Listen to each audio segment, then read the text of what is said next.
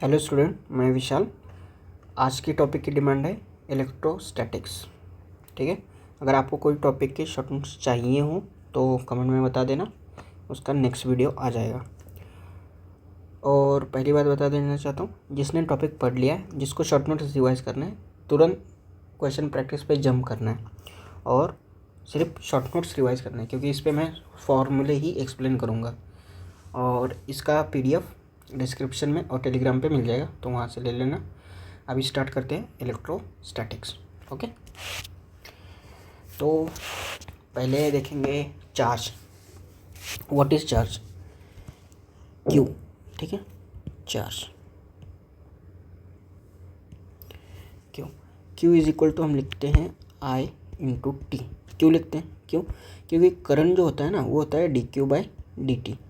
तो यहाँ से Q is equal to I into T. तो इसका यूनिट जो आया वो आया एम्पियर और T टाइम सेकेंड, तो ये यूनिट में भी आ गया। और इसको हम कहते हैं कूलम। ठीक है, ये उसका यूनिट हो गया। जनरली हम देखते हैं, हमें पता होना चाहिए कि 1F is equal to 96500 Fahrenheit coulomb. ठीक है, ये। और यहाँ से 1 EMU इसकी भी यूनिट 1 एब्सोल्यूट कूलम होती है, और इसकी होती है approx 10 coulomb. 1 absolute coulomb is equal to 10 coulomb. ये कन्वर्जन याद होने चाहिए और क्वेश्चन में हमें हेल्प होते हैं। फंडामेंटल यूनिट ऑफ चार्ज का जो फंडामेंटल यूनिट है वो होता है E। वो होता है 1.6 इंटू 10⁻19।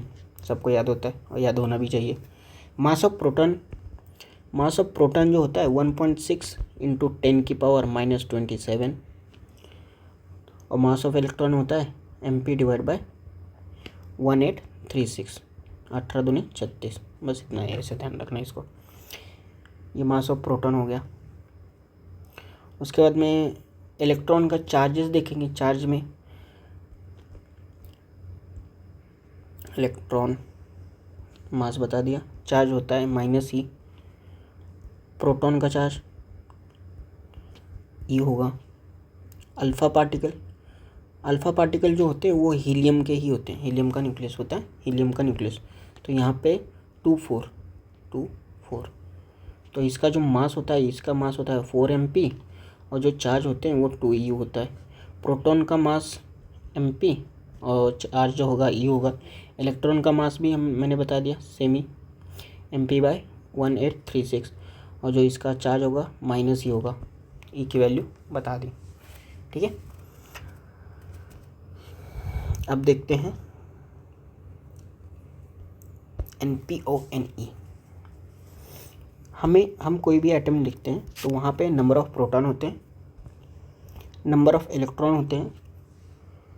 ठीक है, तो अगर देखा जाए नंबर ऑफ प्रोटॉन और इलेक्ट्रॉन दोनों इक्वल हैं तो एटम क्या होगा? न्यूट्रल। अगर नंबर ऑफ प्रोटॉन ज़्यादा है नंबर ऑफ इलेक्ट्रॉन से तो वो बॉडी क्या होगी? पॉजिटिवली चार्ज होगी। अगर नंबर ऑफ प्रोटॉन कम है और नंबर ऑफ इलेक्ट्रॉन उसमें ज़्यादा है तो वो बॉडी नेगेटिवली चार्ज होगी। ठीक है, अब देखते हैं प्रोटॉन का मास अगर M1 मान लिया जाए,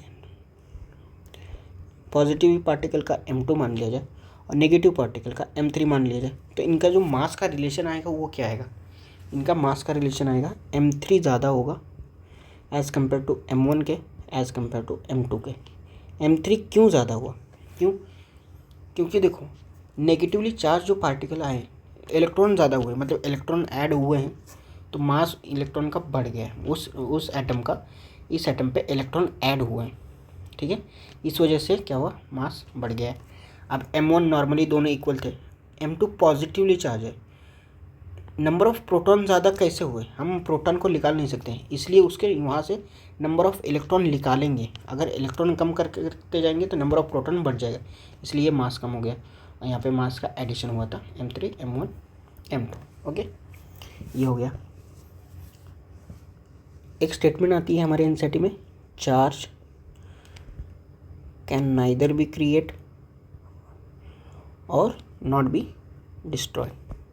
neither be create not be destroy.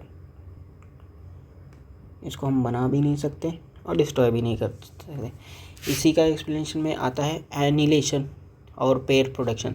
Annihilation में क्या होता है, ई माइनस और ई प्लस, यहाँ से गामा पार्टिकल, यहाँ टोटल चार्ज कंजर्व रहता है और गामा पार्टिकल बाद में इसको ही रिलीज़ करते हैं, E plus plus E minus, इसे हम कहते हैं पेयर प्रोडक्शन। ठीक है, इसे हम पेयर प्रोडक्शन। अब क्वेश्चन आता है इसमें कि आपको क्वांटा मतलब एन निकालना है, क्वांटा ऑफ चार्ज निकालना है। क्वांटा ऑफ चार्ज निकालने के लिए उसका जो फॉर्मूला होता है, charge is equal to Q plus और माइनस एन ई, ये फॉर्मूला। अब यहाँ पे एन क्या है, एन है नंबर ऑफ इलेक्ट्रॉन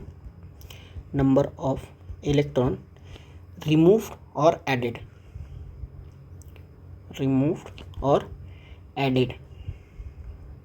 ठीक है, एडेड। अगर रिमूव किया है मतलब रिमूव करोगे, इलेक्ट्रॉन रिमूव करोगे तो क्या एनपी ज़्यादा हो जाएगा और एन ई कम, मतलब पॉजिटिव चार्ज आ रही है ना बॉडी, तो Q is equal to plus N E आ जाएगा। ठीक है, अगर ऐड कर रहे हो, नंबर ऑफ इलेक्ट्रॉन ऐड कर रहे हो तो बॉडी नेगेटिवली चार्ज होगी, इसलिए Q is equal to minus N E हो जाएगा। ठीक है, और ई तुम्हारा है क्वांटा ऑफ चार्ज, क्यू तुम्हारा टोटल चार्ज जो दिया होगा। अगर इसी के जगह पे तुम्हें ये बोल दिया जाए, क्या अल्फ़ा पार्टिकल यूज़ कर रहे हैं, अल्फ़ा पार्टिकल अगर यूज़ कर रहे हैं तो ये फार्मूला मत लगा देना। अल्फ़ा पार्टिकल में हमें भी पता है ई की वैल्यू 2 होती है, तो Q is equal to plus और माइनस 2 NE लिख देंगे। ठीक है, और यहाँ पे हमें पता है 1 कूलम 6.25 इंटू 10 की पावर 18 इलेक्ट्रॉन होते हैं उसमें। ठीक है, 1 कूलम के लिए। अगर यहीं पे बोला जाए वो फाइनल चार्ज निकालो, किसी भी बॉडी में फाइनल चार्ज निकालने के लिए बोले, फाइनल चार्ज कैसे निकालेंगे, रिमूव्ड इलेक्ट्रॉन इनटू टाइम, ये यहाँ पे। प्रोडक्शन में अगर देखा जाए, ये जो बातें याद रखनी है कि अगर रेस्ट चार्ज है जो हम इलेक्ट्रोस्टैटिक्स में पढ़ रहे हैं, ठीक है, रेस्ट चार्ज है, तो वो क्या प्रोड्यूस करेगा, वो प्रोड्यूस करेगा इलेक्ट्रिक फील्ड। ठीक है, अगर चार्ज कांस्टेंट वेलोसिटी से मूव कर रहा है, चार्ज को कांस्टेंट वेलोसिटी से मूव करा रहे, कांस्टेंट वेलोसिटी, तो क्या प्रोड्यूस करा, इलेक्ट्रिक फील्ड तो प्रोड्यूस करेगा ही। अब कांस्टेंट वेलोसिटी से मूव कर रहा है तो मैग्नेटिक फील्ड भी प्रोड्यूस करेगा। अगर यही एक्सेलरेटेड होगा, एक्सेलरेशन में होगा, तो क्या प्रोड्यूस करेगा, ई भी प्रोड्यूस करेगा, एम भी प्रोड्यूस करेगा और EM वेव, इलेक्ट्रोमैग्नेटिक वेव, ये तीनों प्रोड्यूस करेगा एक्सेलरेशन में। ठीक है, ये होगा।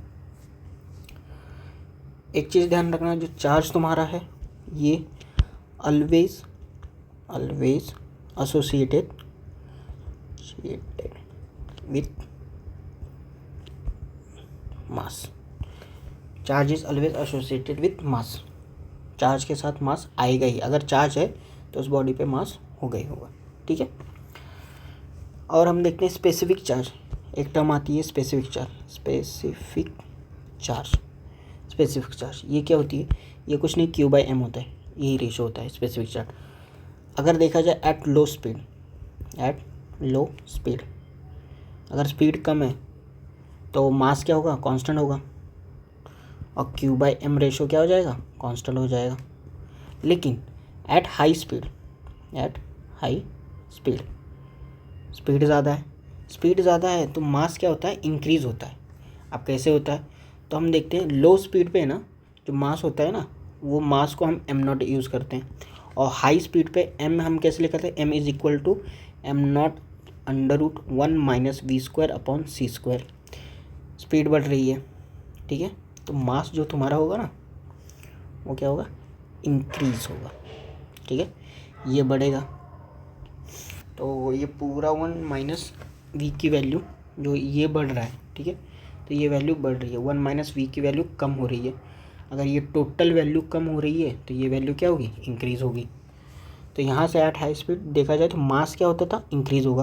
तो अगर मास इंक्रीज हो रहा है तो Q बाय M रेशो क्या होगा, डिक्रीज होगा। बस यही है, बाकी कुछ नहीं। नेक्स्ट है क्वार्क पार्टिकल। यहाँ से भी क्वेश्चन आ जाते हैं कभी कभी। Quark particle, quark particle, quark particle, इसमें दो चीज़ें होती हैं, एक होती है अप क्वार्क और दूसरी होती है डाउन क्वार्क। डाउन क्वार्क, ठीक है। अप क्वार्क को U से डिनोट करते हैं, डाउन क्वार्क को D से डिनोट करते हैं। इसकी जो वैल्यू होती है वो होती है 2E/3 अप क्वार्क की, और डाउन क्वार्क की वैल्यू होती है -E/3। इन दोनों का कॉम्बिनेशन बना के हम प्रोटॉन और न्यूट्रॉन इनके वैल्यूज निकालते हैं। तो ध्यान में रखना, प्रोटॉन उड़, प्रोटॉन P से पिकॉक उड़ता है तो यहाँ से उड़। न्यूट्रॉन DU सेम है, बस एक्सचेंज कर देना है, जहाँ जहाँ U है वहाँ D कर देना, जहाँ D है वहाँ U कर देना, ऐसे तुम्हें याद हो जाएगा, ठीक है। प्रोटॉन और न्यूट्रॉन के लिए यही पूछता है। अब देखते हैं method of charging. Method of charging, ठीक है। मेथड ऑफ चार्जिंग, पहला मेथड देखते हैं फ्रिक्शनल मेथड। फ्रिक्शनल मेथड होता है, यहाँ पे क्या होता है, लो फाई वाली बॉडी होती है, उसको हम रब करते हैं हाई फाई वाली बॉडी पे, हाई फाई वाली बॉडी पे। तो जो इलेक्ट्रॉन मूव करते हैं ना, वो low phi to high phi move कर जाते हैं। इलेक्ट्रॉन मूव करते हैं low phi to high phi. तो जहाँ से मूव हुआ है तो लो फाई पे क्या आ गया तुम्हारा, लो फाई पे आ जाएगा इलेक्ट्रॉन, वहाँ से गए हैं तो पॉजिटिव चार्ज, और जिस पे गए हैं हाई फाई पे क्या हो जाएगा, नेगेटिव चार्ज। ये चार्जेस का डिस्ट्रीब्यूशन होगा। अब लो फाई वाले कौन कौन होते हैं, लो फाई में होते हैं ग्लास रॉड, वूल, ठीक है। उसके बाद में ड्राई हेयर, कैट की स्किन, ये। और हाई फाई में होते हैं सिल्क, प्लास्टिक, कॉम और इलेक्ट्रोनाइट रॉड, ठीक है। इसको ऐसे ध्यान रखना, जो सस्ती चीज़ें होती हैं वो लो फाई की होती हैं, और जो महंगी चीज़ें होती हैं वो हाई फाई की होती हैं। सिल्क महंगी होती है, प्लास्टिक की चीज़ें ऑब्वियसली वुड से तो महंगी होंगी, कॉम ये भी महंगा ही मिलता है भाई। इलेक्ट्रोनाइट रॉड ग्लास रॉड से ज़्यादा महंगा, इसलिए। कैट की स्किन, ड्राई हेयर स्किन है, हेयर है, वूल है और ग्लास रॉड, ये लो फाई है, ठीक है। नेक्स्ट देखते हैं कंडक्शन, और इसमें एक ध्यान रखना, ये लो फाई पे पॉजिटिव और हाई फाई पे नेगेटिव, इक्वल और अपोजिट चार्जेस का डेवलपमेंट हुआ है यहाँ पे फ्रिक्शन से। देन आता है कंडक्शन, ठीक है। कंडक्शन, बैकग्राउंड म्यूजिक अवॉइड करना प्लीज़, फोकस करना यहाँ पे। कंडक्शन में क्या होता कि same nature of charge obtain होते हैं, same nature of charge obtain होते हैं, ठीक है। सेम नेचर होता है, सेम नेचर कैसे कि न्यूट्रल बॉडी अगर रखी हुई है, अगर हम यहाँ पे कंडक्शन कराते हैं पॉजिटिव रॉड लेके, तो इस पर कौन सा चार्ज डेवलप हो जाएगा, पॉजिटिव चार्ज डेवलप हो जाएगा। अगर यही रॉड नेगेटिव होता तो इस बॉडी पे नेगेटिव चार्ज आ जाता, ठीक है। तो यहाँ पे सेम नेचर ऑफ चार्जेस हमें ऑब्टेन होते हैं। क्यों ऑब्टेन होते हैं, कंडक्शन किया ड्यू टू ट्रांसफर, यहाँ पे ट्रांसफ़र हो जाते हैं, ये चार्जेस क्या होते हैं, ट्रांसफ़र हो जाते हैं। तो यहाँ पे ध्यान में रखने वाली चीज़ है क्वेश्चन में, कंडक्शन मतलब जब तक ये कब तक ट्रांसफ़र करते जाएंगे, चार्ज फ्लो होने के लिए एक पोटेंशियल चाहिए, तो जब तक पोटेंशियल सेम नहीं हो जाता, ध्यान रखना, जब तक पोटेंशियल सेम नहीं होता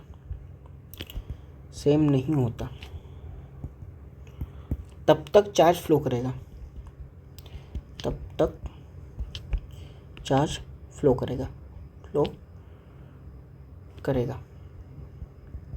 ठीक है। जब तक पोटेंशियल सेम नहीं होगा तब तक चार्ज फ्लो करेगा।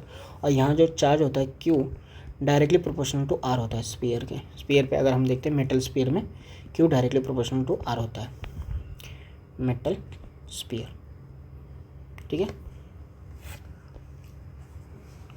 मतलब आर पे डिपेंडेंट है, तो अगर स्पेरिकल इक्वल होंगे मतलब आइडेंटिकल होंगे, स्पेयर अगर आइडेंटिकल होंगे तो चार्ज क्या होगा, आधा आधा बटेगा, इक्वली डिस्ट्रीब्यूट होगा। तो अगर स्पेयर आइडेंटिकल होते तो टोटल चार्ज इक्वली डिस्ट्रीब्यूट होएगा। ठीक है, नेक्स्ट आता है इंडक्शन। अब कराते हैं इंडक्शन। ठीक है, इंडक्शन थ्रू क्या होता है, इंडक्शन थ्रू अपोजिट नेचर के चार्ज इंड्यूस होते हैं। अभी तक हमने जो देखा कि कंडक्शन में भी हम सेम नेचर ले जा रहे हैं, यहाँ पे सेम नेचर का डेवलप हो रहा था। यहाँ पे हमने देखा फ्रिक्शन में भी पॉजिटिव नेगेटिव, यहाँ पे भी इक्वल होते हैं और अपोजिट चार्जेस डेवलप होते थे। अब देखते हैं इंडक्शन थ्रू। इंडक्शन क्या होता है, इंडक्शन में अपोजिट नेचर चार्ज इंड्यूस होता है। और एक चीज़ ध्यान रखने वाली है कि ये ऑकर्स इन बॉडी, एक बॉडी में ऑकर होगी, नॉट इन पार्टिकल। ये पार्टिकल में कभी इंडक्शन नहीं होगा, एक बॉडी में इंडक्शन होगा। जैसे ये Q0 रखा हुआ है, ठीक है, तो इसका जो इंडक्शन होगा ये यहाँ पे होगा, इस बॉडी में इंडक्शन होगा, तो इसको हम Q डैश बोल देते हैं कि Q डैश जो इंड्यूस हुआ। तो ये इंड्यूस कितना होगा, तो Q डैश जो होगा ये होगा -Q0 1 ER को हम लिखते हैं रिलेटिव परमेबिलिटी, इसे डाइलेक्ट्रिक कांस्टेंट भी कहते हैं, जो हम K से डिनोट करते हैं। तो K की जो वैल्यू होती है वो होती है K ग्रेटर देन और इक्वल टू 1 होती है, और ऑलवेज ही ग्रेटर देन इक्वल टू 1 ही होती है, क्योंकि K मेटल के लिए जो होता है वो इन्फानाइट होता है। मेटल के लिए अगर K मेटल के इन्फानाइट देखा जाए तो ये 0, तो मेटल में जो इंडक्शन होगा Q dash is equal to -Q0, equal and opposite induction होगा मेटल में। ठीक है, और वैक्यूम में K की वैल्यू 1 यूज़ कर लेना, दैट इज़ जो इंडक्शन होगा वैक्यूम में K की वैल्यू 1 पुट कर लेना, K इज इक्वल टू 1। तो वैक्यूम में जो इंडक्शन होगा वो 0, इंडक्शन ही नहीं होगा मतलब। ठीक है, K डाइलेक्ट्रिक परमेबिलिटी या फिर dielectric constant relative permeability. Okay, यहाँ से हमें जो रिपल्शन का टेस्ट है, मतलब कि सामने कौन सा चार्ज है ये जो होता है, तो एक ध्यान रखना यहाँ पे, repulsion is sure test for checking the charge on body, कि कौन सा चार्ज डेवलप हुआ है। एक और आता था गोल्डलीफ एक्सपेरिमेंट, जो अभी डिलीट हो गया, तो वहाँ पे भी डाइवर्जन होता था, presence of air charge ionization होती है, तो वो नहीं बता रहा हूँ, डायरेक्ट हम कूलम्स लॉ से स्टार्ट कर देते हैं। ठीक है, कूलम्स लॉ, ठीक है, कूलम्स लॉ ये सबको याद होता है, F is equal to K Q1 Q2 divide by R²। अब ये K क्या है, 9 × 10⁹, इसकी वैल्यू, यूनिट जो होती है इसकी यूनिट होगी न्यूटन मीटर स्क्वायर कूलम का स्क्वायर, या फिर इसे हम लिखते हैं dyne centimetre square upon ESU का होल स्क्वायर। ठीक है, अब K को हम लिखते हैं 1/4 पाई, एप्सिलॉन भी लिखते हैं। एप्सिलॉन क्या होता, permeability of vacuum free space, ठीक है, into Q1 Q2 upon R का स्क्वायर। अगर यही K हम मीडियम में निकालें, मीडियम में देखा जाए तो F मीडियम जो होता है, फोर्स जो मीडियम का आएगा वो आएगा F vacuum by ER relative permeability. ठीक है, ये तब आएगा जब जो अंदर का रेडियस है ना वो सेम रखा जाए, अगर रेडियस चेंज करता है तो हम F dash is equal to 1/4 pi epsilon naught ER Q1 Q2 upon R², ये वाला फॉर्मूला यूज़ कर लेंगे। ओके, तो ध्यान रखने वाली चीज़ क्या है, F medium, F vacuum upon ER, vacuum मतलब ये निकाल लेंगे जो यहाँ पे आया था, ये permeability of vacuum free space, free space, ये निकाल लेंगे और मीडियम के ER से डिवाइड कर देंगे। यहाँ से तुम्हें फोर्स मीडियम आ जाएगा। अगर रेडियस सेम दिया है तभी ये यूज़ करेंगे, रेडियस अगर अलग दिया है तो हम डायरेक्ट फार्मूला का यूज़ करेंगे। ओके, नेक्स्ट हम देखते हैं फोर्स। दो चार्जेस के बीच में फोर्स देखते हैं। तो ये एक लाइन ध्यान रखना, force between two charges is independent of presence of another charges, presence of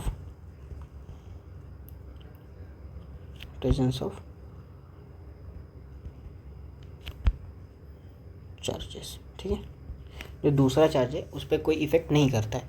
तो अगर देखा जाए एक चार्ज की वजह से फोर्स इधर आ रहा है, दूसरे चार्ज की वजह से फोर्स इधर है, दोनों 90 डिग्री पे हैं, तो डायरेक्ट इसका रिजल्ट √f निकाल लेंगे। अगर दो फोर्सेस 60 डिग्री पे हैं, ये डायरेक्ट रिजल्ट है जो हमें याद होनी ही चाहिए, √3f।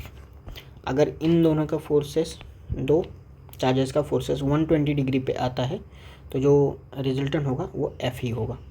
ठीक है, ये और कोई रिजल्ट है जो, जैसे कि ये इक्विलैटरल ट्रायंगल, इसमें Q चार्ज दिया, यहाँ पे Q चार्ज दिया, यहाँ पे Q चार्ज दिया, और एक कहीं पे पूछ लिया जाए तो R = √3 के Q² डिवाइड बाई A²। ए क्या है, इन दोनों का डिस्टेंस।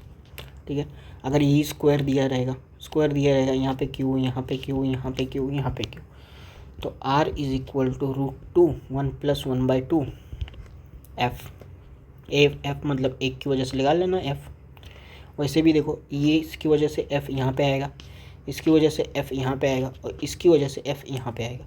ये f, ये √2f, तो ये √2f, और इनका आएगा एक रिजल्ट।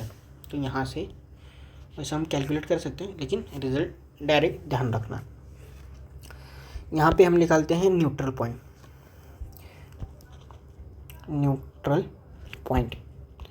एक न्यूट्रल पॉइंट निकालते हैं। न्यूट्रल पॉइंट क्या होता है, जहाँ तुम्हारा चार्ज है ना एक्सपीरियंस करता है, क्या है, उस एक्सपीरियंस करता है ज़ीरो फोर्स। न्यूट्रल पॉइंट मतलब वहाँ पे बैठा है, वहाँ पे एक्सपीरियंस कर रहा है ज़ीरो फोर्स, कोई फोर्स उसके ऊपर नहीं लग रहा है। इस पे ध्यान रखना, जो ध्यान रखने वाली चीज़ है कि अगर चार्ज सेम साइन के हैं, पॉजिटिव नेगेटिव सेम साइन है, अगर साइन सेम है तो जो ये न्यूट्रल पॉइंट है ना वो आएगा दोनों के अंदर, ये तो इन दोनों के बीच में कहीं पे, ये नेगेटिव, तो दोनों के अंदर आएगा। अगर यही अपोजिट साइन के, प्लस माइनस प्लस, अगर अपोजिट साइन के तो न्यूट्रल पॉइंट जो आएगा वो बाहर आएगा। अब अंदर बाहर ये किसके रिस्पेक्ट में, एक को रिस्पेक्ट लेना पड़ेगा ना, तो एक चार्ज है इस रिस्पेक्ट, इसके अंदर या फिर इसके बाहर, तो ये चार्ज कौन सा होगा, जो हम रिस्पेक्ट लेते हैं, जिसके रिस्पेक्ट में हम बोलते हैं, वो हमेशा छोटे चार्ज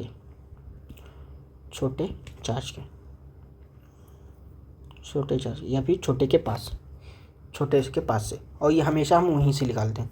जैसे ये Q1 दे दिया जाए छोटा, ठीक है, और दूसरा Q2, ये Q2 दिया जाए, डिस्टेंस R दे दिया जाए, तो जो x डिस्टेंस आएगी जहाँ पे हमें न्यूट्रल पॉइंट मिलेगा वो होगा अंडर रूट छोटा प्लस अंडर रूट बड़ा छोटा।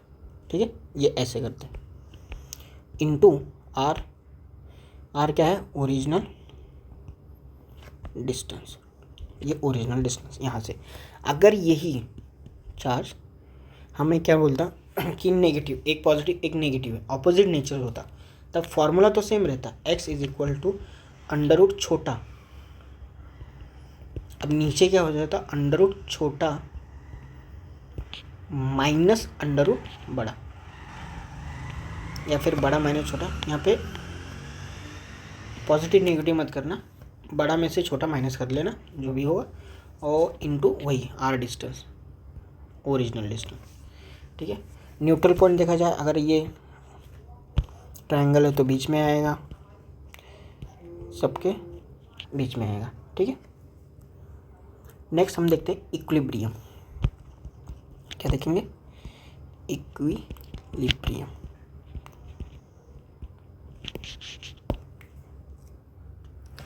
इक्विलिब्रियम कुछ भी नहीं है। अभी तक जो इससे हमने नॉर्मल पॉइंट देखा कि न्यूट्रल पॉइंट कहाँ से आया, तो इक्विलिब्रियम हम कह सकते हैं कि चार्ज इक्विलिब्रियम पे है। Charge is equilibrium. कब इक्विलिब्रियम पे? जब इस पे नेट फोर्स क्या हो जाए? 0 हो जाए, तब इसको हम कह सकते हैं ये इक्विलिब्रियम है। तो इसके लिए क्या होता है कि क्यू चार्ज इक्विलिब्रियम हो या फिर बॉडी इक्विलिब्रियम पे रहे, तो जब भी हम न्यू चार्ज लगाएंगे या फिर न्यू चार्ज उसमें ऐड करेंगे, वो हमेशा कहाँ ऐड करेंगे? उसके न्यूट्रल पॉइंट पे ऐड करेंगे। ठीक है, ये तुम्हारा इक्विलिब्रियम, इसलिए न्यूट्रल पॉइंट पहले बता दिया। अब देखते हैं suspended point charge. Point charge को हमने लटका के रखा हुआ है। एक पॉइंट चार्ज है, उसको हमने लटका के रखा है। तो लटकाने के बाद में समझ लो हमने ये वाला कंडीशन मान लेते हैं, हमने पॉइंट चार्ज रखा था, ये लटका के रखा है यहाँ पे क्यू चार्ज। ठीक है, क्यू चार्ज रखा है। तो यहाँ पे इनका हो जाए जो टेंशन टी होगा, नीचे लग रहा होगा इसका mg, जो मास इसका होगा। अगर ये एंगल थीटा है तो टेंशन के 2 कंपोनेंट, ये एंगल भी थीटा होगा, तो यहाँ पे हो जाएगा टी कॉस थीटा और यहाँ पे हो जाएगा टी साइन थीटा। ठीक है, ये जो यहाँ पे फोर्स लग रहा होगा ये लग रहा एफ सी या फिर एफ ई फोर्स। ठीक है, चार्ज वाला। अब ये हमें ऐसे भी कंडीशन मिलती है कि चार्ज रखा हुआ है, ये एंगल थीटा, दूसरा चार्ज यही है, ये क्यू, यहाँ पे क्यू, ये क्यू। ठीक है, ये कंडीशन। तो इसका हाफ वाला डायग्राम ये बना है। जो टेंशन तुम्हें आए ये ऐसा F is equal to T sine theta. तो यहाँ से अगर हमने देखा टैन थीटा निकालना है, तो टैन थीटा क्या होता है? टैन थीटा हम क्या लिखते हैं? साइन अपन कॉस। तो साइन के लिए टी साइन थीटा निकालेंगे, टी साइन थीटा आ जाएगा एफ ई, तो यहाँ से टी कैंसिल होके यहाँ पे हो जाएगा F E upon cos theta कैसे निकालें? T cos theta divide by M G. ये आ गया तुम्हारा टैन थीटा अगर एंगल पूछे तो। और एफ ई का लिख लेंगे Q into sigma divide by A. ठीक है, यहाँ पे हम एफ ई निकाल लेंगे या फिर फॉर्मूले से भी एफ ई निकाल लेंगे। दोनों के जो 2 चार्ज रहेंगे उनका डिस्टेंस आर दिया होगा, तो वहाँ से वो भी निकाल लेंगे। अब टेंशन निकालने के लिए बोला है उसने कि टेंशन कैसे निकालेंगे। तो टेंशन निकालने के लिए क्या करेंगे? T cos theta is equal to M G है, T sine theta is equal to F E है।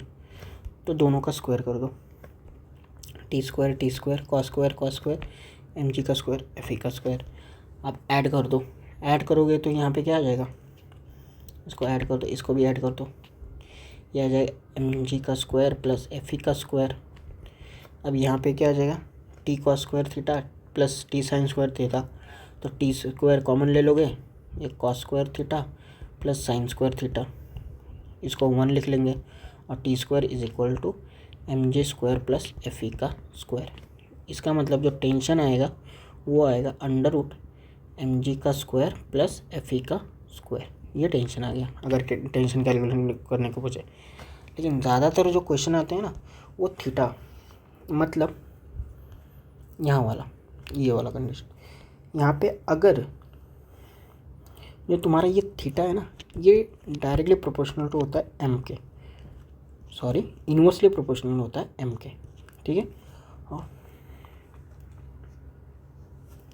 और जो थीटा होता है वो नॉट डिपेंड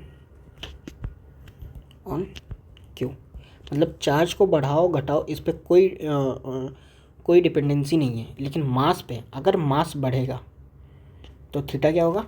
कम होता जाएगा। ऑब्वियसली देखा जाए यहाँ पे भी फोर्स क्या होता है? F is equal to K Q1 Q2 divide by R का स्क्वायर। अगर उनका मास बढ़ाओगे तो ऑब्वियसली चार्ज बढ़ेगा, फोर्स ऑफ अट्रैक्शन बढ़ता जाएगा तो वो और नज़दीक आएंगे, तो थीटा कम होता जाएगा, इस वजह से ऐसा था। उसके बाद में फोर्स जो हम निकालते हैं वेक्टर फॉर्म में पूछा जाए, ये इसका हो गया मतलब सस्पेंडेड पॉइंट चार्ज का। अब देखते हैं आर्टिफिशियल सैटेलाइट। आर्टिफिशियल सैटेलाइट में हमें पता है फॉर एन आर्टिफिशियल सैटेलाइट, इसका जी इफेक्टिव हम 0 लेंगे। अगर यही सिस्टम पूरा आर्टिफिशियल सैटेलाइट में ले गया जाए तो जी इफेक्टिव 0 मान लेना, तो यहाँ पे जी ये 0 हो जाएगा, तो टेंशन सिर्फ एफ ई का रूट एफ ई आ जाएगा, मतलब टेंशन आ जाएगा सिर्फ एफ ई आ जाएगा, ठीक है यहाँ पे। नेक्स्ट देखते हैं Coulomb's law in vector form.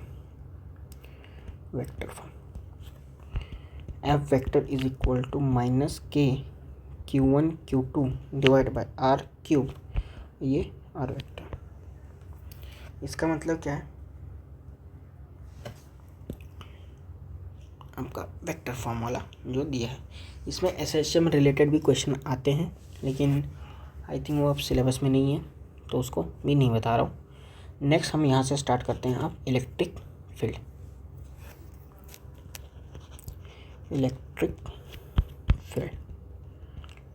ठीक है, इलेक्ट्रिक फील्ड हम पहली बात निकालते क्यों हैं ये पता होना चाहिए। इलेक्ट्रिक फील्ड हमें निकालना इस वजह से कि इसके हेल्प से हम क्या निकालेंगे, फोर्स निकालेंगे। तो it's help to calculate force, हमें फोर्स कैलकुलेट करने के लिए इलेक्ट्रिक फील्ड निकालना पड़ रहा है। तो जो इलेक्ट्रिक फील्ड होता है वो होता है फोर्स पर यूनिट चार्ज। तो इसका मतलब अगर हमें फोर्स चाहिए तो Q इंटू ई अगर कर देंगे, यहाँ से हमें फोर्स आ जाएगा। तो हमें पहले इलेक्ट्रिक फील्ड निकालना आना चाहिए, उसके बाद में तो उसके ऊपर का फोर्स निकालेंगे। तो इलेक्ट्रिक फील्ड जो होते हैं वो डिफरेंट टाइप के हम निकालेंगे। पहले निकालते हैं पॉइंट चार्ज के लिए, ठीक है। पहले पॉइंट चार्ज के लिए, पॉइंट चार्ज रखा है, कोई पॉइंट चार्ज रखा है, तो पॉइंट चार्ज का जो इलेक्ट्रिक फील्ड होता है K Q divide by are square, ये होता है। ये नीट 2020 में आई थिंक, हाँ 2020 में ये इस पर डायरेक्ट क्वेश्चन आया था, फार्मूला वैसे ये था कि Q divide by are square. अब यही बॉडी अगर पॉजिटिवली चार्ज है, तो जो इलेक्ट्रिक फील्ड होगी वो रेडियली अवे होगी,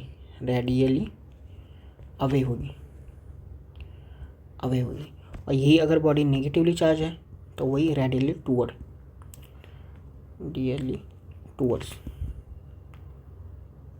होगी, ठीक है।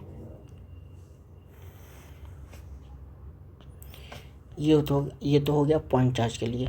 लेकिन अगर system of point charges present है, मतलब सिस्टम ऑफ चार्जेस प्रेजेंट है, ये तो सिस्टम ऑफ पॉइंट चार्जेस अगर प्रेजेंट है तो हम क्या करेंगे, तब क्या करेंगे, जो कैलकुलेशन होगा कैलकुलेट बाय सुपरपोजिशन, मतलब ई नेट जो आएगा वो सबका आएगा, E1 plus E2 plus E3, सबका अलग अलग निकाल के हम सबको ऐड कर देंगे, ये आ जाएगा तुम्हारा ई नेट।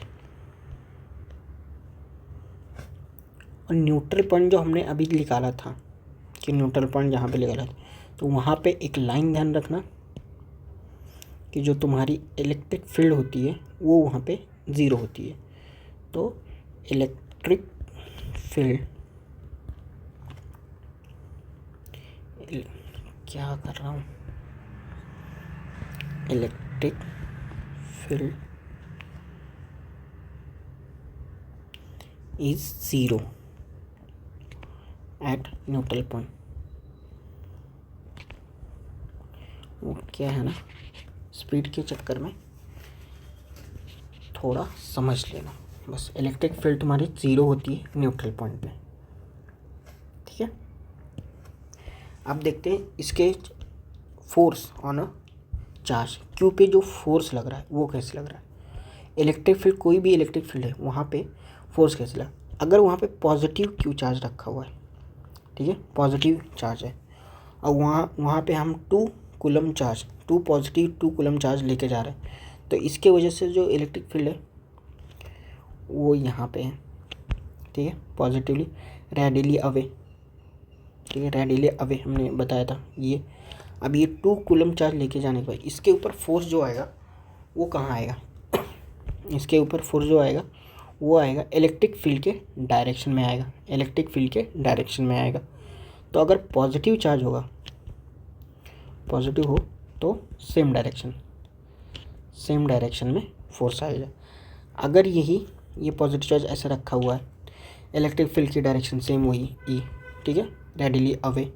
अब यहाँ पे हम ले जाते हैं -2 कूलम चार्ज, -2 कूलम चार्ज ले जाते हैं, तब नेगेटिव चार्ज है तो वही जो फोर्स होगा वो इधर आ जाएगा, उल्टा आ जाएगा।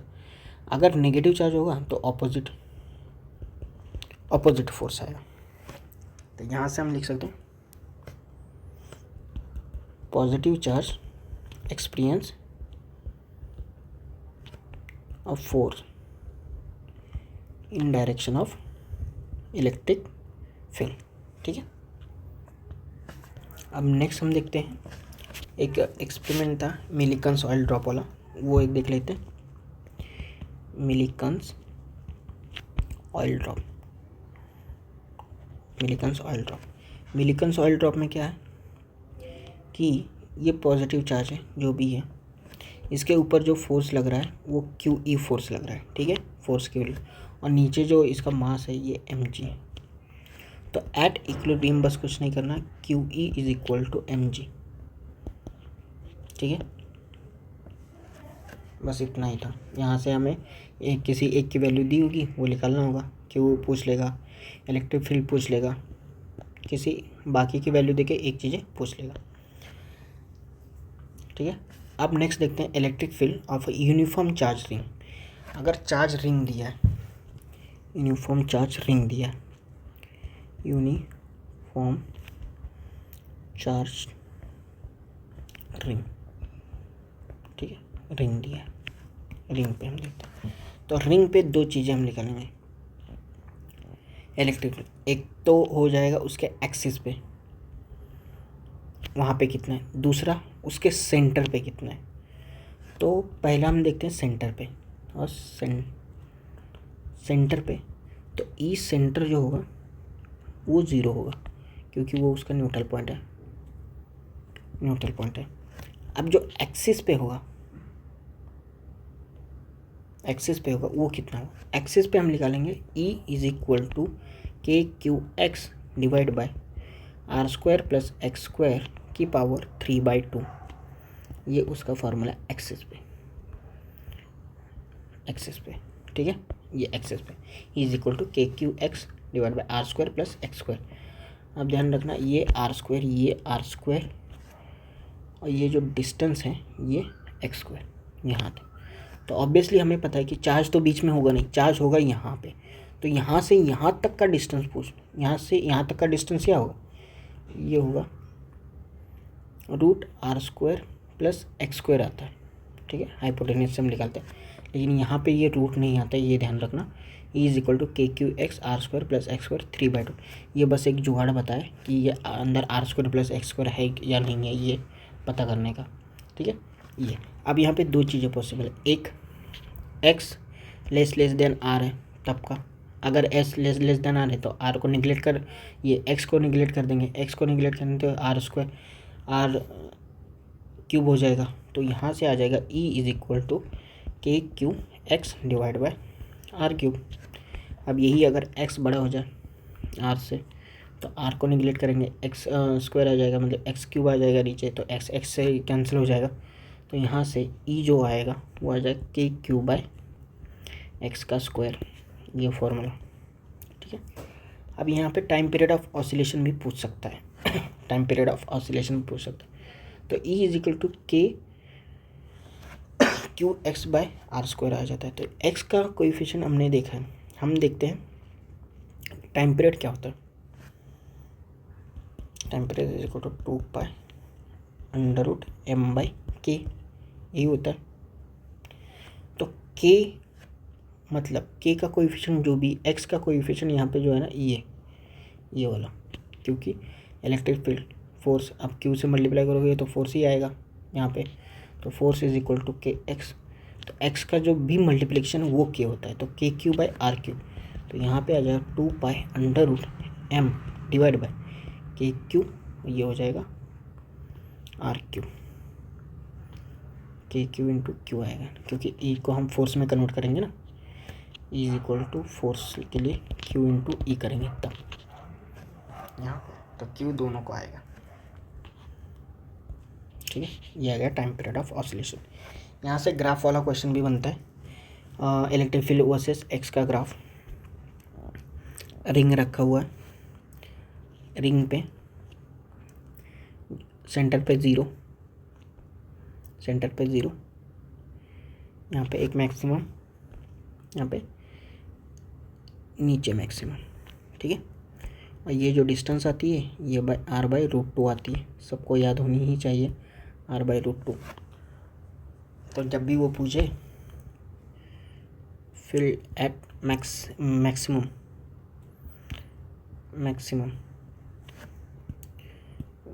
फील्ड मैक्सिमम कहाँ है, मैक्सिमम फील्ड कहाँ है, तो x is equal to plus और माइनस r/√2, यहाँ पे तुम्हारी फील्ड मैक्सिमम होगी।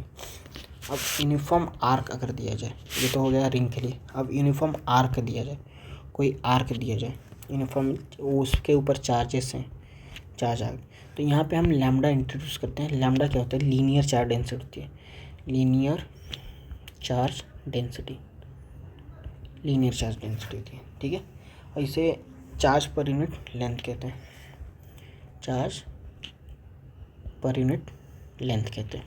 ठीक है, अब इसके केस में जो इलेक्ट्रिक फील्ड होती है वो होती है 2k lambda divide by R sine θ/2, 2k lambda divide by R sine θ/2, और थीटा क्या है, आर्क के बीच का एंगल, ये आर्क के बीच का एंगल। ठीक है, अब नेक्स्ट हम देखते हैं electric field lines. Electric field lines, ये ओरली बता देता हूँ। ठीक है, इलेक्ट्रिक फील्ड लाइन जो होती है, tangent at any point gives the direction of net electric field. किसी भी डायग्राम में किसी भी कहीं पे टेंजेंट एट एनी पॉइंट, किसी पॉइंट पे टेंजेंट हम निकालेंगे तो नेट इलेक्ट्रिक फील्ड की डायरेक्शन हमें मिल जाएगी। इलेक्ट्रिक फील्ड की नेट डायरेक्शन टेंजेंट से हमें मिल जाएगी। अगर एक इलेक्ट्रिक फील्ड ऐसे जा रहा है एक ऐसे जा रहा है तो ये रॉन्ग है, क्यों, ये क्रॉस नहीं करते हैं। अगर ये पॉजिटिव चार्ज है तो ये रेडिली अवे निकलता जाएगा, नेगेटिव चार्ज में टूवर्ड्स आते जाएंगे। ठीक है, जो पहले बता दिया था। ठीक है, तो हम यहाँ से कह सकते हैं स्टार्ट फ्रॉम पॉजिटिव एंड कहाँ तक जाएंगे, पॉजिटिव से लिख लें तो इन्फिनिटी तक जाएंगे। Start from positive and terminate at infinity. ठीक है, और वो कहाँ से स्टार्ट होगा, तो वो इन्फिनिटी से आएगा और यहाँ पे नेगेटिव पे टर्मिनेट हो जाए।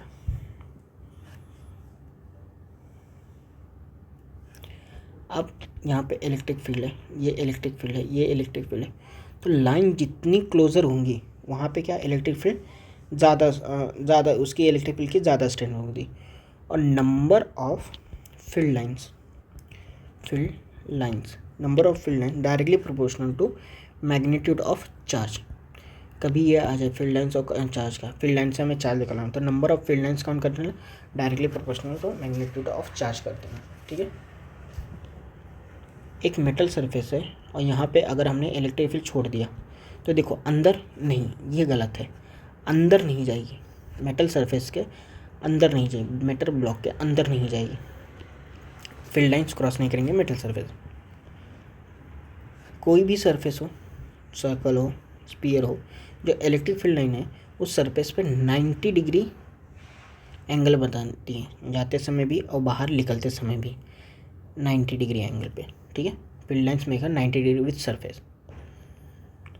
और जो ये फील्ड लाइन्स है तुम्हारी, देखो पॉजिटिव से निकली और नेगेटिव पे जाकर टर्मिनेट हुई, ये कभी भी क्लोज लूप नहीं बनाती, तो इलेक्ट्रोस्टैटिक्स फील्ड इज कंजर्वेटिव होती हैं और क्लोज लूप ये नहीं बनाती हैं।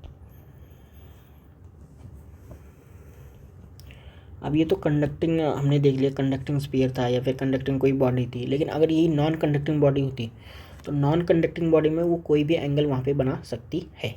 ठीक है, अब जो हमने लीनियर चार्ज डेंसिटी इंट्रोड्यूस किया था उसके कुछ एप्लीकेशन देखते हैं। जैसे लीनियर चार्ज डेंसिटी हमने लैम्डा लिया था। अगर फील्ड यूनिफॉर्म है, यूनिफॉर्म फील्ड है तो lambda is equal to Q by L. तो चार्ज पर यूनिट है, ये चार्ज पर यूनिट लेंथ था। अगर यही नॉन यूनिफॉर्म है तो यहाँ पे D Q is equal to lambda into D X. X क्या है? स्मॉल लेन, ये याद रखना, D Q is equal to lambda D X. अगर ये रॉड है नॉर्मली। अब एरिया वाला क्वेश्चन देखते हैं। कोई एरिया वाला सर्कल है, कुछ भी है एरिया वाला, तो इसको हम इंट्रोड्यूस करते हैं सिग्मा। इसे चार्ज पर यूनिट एरिया कहते हैं या फिर सरफेस चार्ज डेंसिटी कहते हैं। तो sigma is equal to charge per unit area, ठीक है, charge per unit area surface charge. अब यही फील्ड अगर यूनिफॉर्म है तो sigma is equal to directly Q by A कर देंगे। लेकिन अगर यही नॉन यूनिफॉर्म है तब क्या करेंगे? तो D Q is equal to sigma D A आ गया, एरिया आ गया, स्मॉल एरिया आ गया, ठीक है, स्मॉल एरिया। अब एरिया को हमें कन्वर्ट करना पड़ेगा डी एक्स में। एरिया क्या होता है? पाई आर स्क्वायर होता है। अगर पूरा देखा जाए तो यहाँ से डी क्यू की जो वैल्यू आती है वो 2 पाई एक्स डी एक्स, ये ध्यान रखना। D Q is equal to 2 pi X D X, area 2 pi R, पूरा circular 2 pi R D X, ठीक है। ये आ गया तुम्हारा चार्ज, सरफेस चार्ज डेंसिटी। अगर यही रो दिया है, रो क्या होता है? Volume charge density. तो rho is equal to charge per unit volume. Same अगर यूनिफॉर्म फील्ड है तो डायरेक्टली हम यूज़ कर लेंगे। नॉन यूनिफॉर्म फील्ड है तो D Q is equal to rho into D V. अब डी वी में क्या करेंगे? यहाँ पे भी क्या करेंगे? अब यहाँ पे 2 पाई एक्स डी एक्स था, डी वी में 4 पाई एक्स की स्क्वायर, ये डी एक्स, ये हो गया डी क्यू। अगर वॉल्यूम दिया है तो 4 pi X square D X, normally area दिया है D Q is equal to 2 pi X D X. ये चीज़ें याद रखने वाली है, ठीक है। ये यहाँ पे हमें इलेक्ट्रिक हो गया। अब देखते हैं इलेक्ट्रिक फ्लक्स। ठीक है, इलेक्ट्रिक फ्लक्स हमेशा परपेंडिकुलर टू द सरफेस होती है। मतलब अगर सरफेस तुम्हारा y और z प्लेन में रखा हुआ है, y और z प्लेन में, तो इसका परपेंडिकुलर कहाँ होगा? x होगा। तो एरिया जो हम लेंगे वो x होगा, x डायरेक्शन में इसका x होगा। ये परपेंडिकुलर टू सरफेस एरिया। तो इलेक्ट्रिक फ्लक्स जो आएगा वो परपेंडिकुलर टू सरफेस एरिया, ठीक है। मैथमेटिकल क्वांटिटी है directly proportional to cross section area. तो यहाँ से D phi is equal to E D dot A. अगर कांस्टेंट इलेक्ट्रिक फील्ड है, आपकी कांस्टेंट इलेक्ट्रिक फील्ड है, तो हम phi is equal to E dot A लिखते हैं। ई डॉट ए लिखा है, डॉट लिखा है मतलब ई ए कॉस थीटा। और ये जो थीटा है ये angle between E and area vector. तो अगर ये रखा दिया, इसका एरिया वेक्टर ऊपर और इलेक्ट्रिक फील्ड जो है ये, तो इलेक्ट्रिक फील्ड और इसके बीच का जो एंगल आएगा, इलेक्ट्रिक फील्ड ये दिया, इलेक्ट्रिक फील्ड और इसके बीच का एंगल, अगर इलेक्ट्रिक फील्ड और इसके बीच का एंगल 0 है तो फाई मैक्सिमम आ जाएगा जो होगा ई ए। अगर theta is equal to 90 degree आ जाए तो फाई इज इक्वल टू 0 आ जाएगा। अब कैसे आएगा थीटा 90? ये तुम्हारा ई दिया है, एरिया वेक्टर ऊपर आ जाए, यहाँ पे फाई 0 आ जाए। अगर हमें इस सर्कल का फ्लक्स पता है कि यहाँ से कितना फ्लक्स जा रहा है और मैं ऐसे कोन का निकालने के लिए बोल दिया, तो हम यहाँ तक का तो नहीं निकाल सकते, लेकिन ये निकाल सकते हैं। तो इसके हेल्प से यहाँ तक का फ्लक्स निकाला जा सकता है। तो इसके लिए एक लाइन ध्यान रखना, for closed object close object होना चाहिए। और यहाँ पे हम लिखेंगे entering flux is negative and existing flux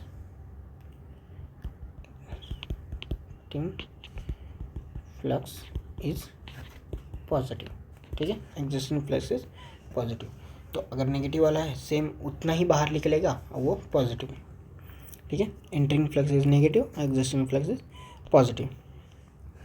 कभी भी ये क्लोज लूप नहीं बनाएंगे, इलेक्ट्रोस्टैटिक फील्ड कभी भी क्लोज लूप नहीं बनाती है। लेकिन but induce electric field always close loop असते। जो इंड्यूस इलेक्ट्रिक फील्ड हम देखते हैं इंडक्शन वाले चैप्टर में, वहाँ पे जो होती है वो क्लोज लूप बनाती है, पर ये नहीं बनाती। अगर हमें यूनिफॉर्म इलेक्ट्रिक फील्ड बोल दिए तो उसकी एक ही डायग्राम है, ये यूनिफॉर्म इलेक्ट्रिक फील्ड, जिसमें डिस्टेंस सेम होना चाहिए और ये पैरेलल होनी चाहिए एक ही डायरेक्शन में। ये एक ही डायग्राम है जो यूनिफॉर्म इलेक्ट्रिक फील्ड को डिनोट करती है। ओके, सो यहाँ तक के हमने देख लिया। अब देखते हैं Gauss theorem.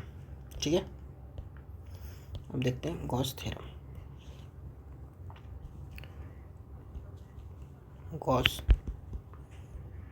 Theorem, Gauss theorem में जो हमें ध्यान रखना है वो ध्यान रखने होना चाहिए। फाइव टोटल, यहाँ पे हम फ्लक्स टोटल निकालते हैं, वो होता है Q inside divide by epsilon not, Q inside divide by epsilon not. अब क्या होता है, ये जो फ्लक्स होता है ये डिपेंड नहीं करता शेप और साइज पे, not depends on shape and size, इस पे डिपेंड नहीं करता। किस पे डिपेंड कर रहा है फिर, सिर्फ इनसाइड चार्ज में, only depend on inside charge, inside charge पे, सिर्फ इनसाइड चार्ज पे डिपेंड करता है। हम हमेशा इमेजनरी लाइन ड्रॉ करते हैं, कोई भी शेप हो कोई भी साइज़ का हो वहाँ पे, और इनसाइड क्लोज सरफेस के लिए हम फ्लक्स टोटल निकालते हैं। तो ये क्लोज सरफेस के लिए हम फ्लक्स टोटल जो निकालते हैं ई डॉट डी, ये हम जो निकालते हैं ये होता है फाइव टोटल, और ये हम निकालते हैं Q inside upon epsilon not, यहाँ से ये निकालते हैं। ठीक है,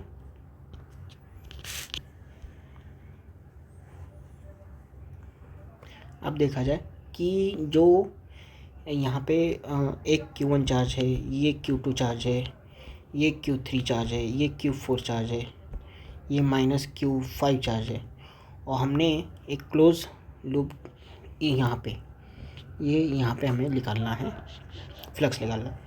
तो यहाँ पे जो फ्लक्स होगा वो Q1 -Q5 और Q4 इसके वजह से होगा इनसाइड, बाकी दोनों की वजह से नहीं होगा। तो फ्लक्स Q1 -Q5 और Q4 का addition divide by epsilon, Q inside total करेंगे और डिवाइड बाय ये, यहाँ से ये तो फ्लक्स आ जाएगा। लेकिन अगर इलेक्ट्रिक फील्ड पूछा जाए, क्या पूछा जाए, इलेक्ट्रिक फील्ड, तो फील्ड जो है ना, तो ये चार्जेस, बाहर के चार्जेस और अंदर के चार्जेस दोनों, तो फील्ड अगर होगा, field is due to all charges, all inside हो या and outside, inside and outside दोनों चार्जेस के होते हैं। लेकिन फ्लक्स अगर पूछा जाए तो ये only inside charges, only inside charges की वजह से फ्लक्स आएगा। ठीक है, अब एक शीट दे दी जाए, ठीक है, एक शीट दे दी जाए, इस पर प्लस चार्जेस है और यहाँ पे आपको फ्लक्स पूछ लिया जाए। ठीक है, तो फ्लक्स हम क्या कहते हैं, flux is Q inside upon epsilon not. ठीक है, अब एक इमेजिनरी लाइन हम ड्रॉ करते हैं, ये पूरा इमेजिनरी लाइन ड्रॉ कर दिया, इसके अंदर का हम चार्ज ले लेंगे और यहाँ से हमें फ्लक्स निकालना है। तो देखो चार्ज कैसे निकालें, एक तो शीट है लेंथ में है, तो लेंथ में हमें लैम्डा लीनियर चार्ज से Q बाय L। ठीक है, तो यहाँ पे Q जो आएगा L इंटू लैम्डा ये आ जाएगा, तो यहाँ पे phi is equal to lambda L divide by epsilon naught, ये इसका आ गया। ठीक है, इसका मतलब if field is equal to zero है, field is equal to zero है, तो क्या कह सकते हैं, flux is equal to zero होगा। क्यों, क्योंकि यहाँ देखो अगर फील्ड ही ज़ीरो कर दोगे तो फ्लक्स तुम्हारा ज़ीरो होगा, हमेशा ही होगा। मतलब अगर फील्ड ज़ीरो है तो फ्लक्स ज़ीरो होगा ही होगा। लेकिन इफ़ अगर फ्लक्स ज़ीरो है, flux is equal to zero है, तो तुम्हारा ई ज़ीरो हो भी सकता है और ई ज़ीरो नहीं भी हो सकता है। ई ज़ीरो हो भी सकता है और नहीं भी हो सकता है। किस केस में नहीं होगा? डाइपोल के केस में। डाइपोल केस में, डाइपोल केस में देखो, डाइपोल अंदर माइनस क्यू और प्लस क्यू दोनों चार्जेस, नेट चार्जेस निकालोगे तो ज़ीरो आ जाएगा। तो यहाँ पे फ्लक्स ज़ीरो है, लेकिन डाइपोल की वजह से इलेक्ट्रिक फील्ड यहाँ पे होगा, ठीक है, इस वजह से। देन आता है cube problem. Cube problem, cube problem, 5 cube flux due two cube. पूरा क्यूब रखा है तो अंदर charge Q divide by epsilon naught, ये पूरा क्यूब के लिए। अगर वो सिर्फ वन फेस के लिए पूछ रहा है, एक फेस पे कितना जाएगा, ठीक है, इनसाइड रखा हुआ एक फेस, तो कितने फेसेस हैं? 1 2 3 4 5 6, तो डिवाइड बाय 6 कर देना, सबको बांट देना। तो ड्यू टू फेस, एक फेस पे पूछे तो फ्लक्स फेस पे जो आएगा, वन फेस पे जो आएगा, क्यू बाय 6 एप्सिलॉन नॉट आ जाएगा। अब वो पूछे कि फ्लक्स फेस सेंटर, मतलब चार्ज अब तुम्हें कहाँ रख दिया उसने? फेस सेंटर पे रख दिया। फेस सेंटर मतलब फेसिंग, और यहाँ पे सेंटर रखा है, तो इसको कितने, इस सेंटर को छुपाने के लिए कितने क्यूब लग जाएंगे? एक क्यूब ये है, एक क्यूब और लग जाएगा, तो ये जो फ्लक्स होगा क्यू बाय 2 एप्सिलॉन नॉट, ये कर देना। अब कहाँ पे रखा है? अब रख दिया उसको कहाँ पे? एज सेंटर पे। एज सेंटर पे, एज सेंटर पे मतलब यहाँ पे रखा है, यहाँ पे। तो इसको छुपाने के लिए कितने लगेंगे?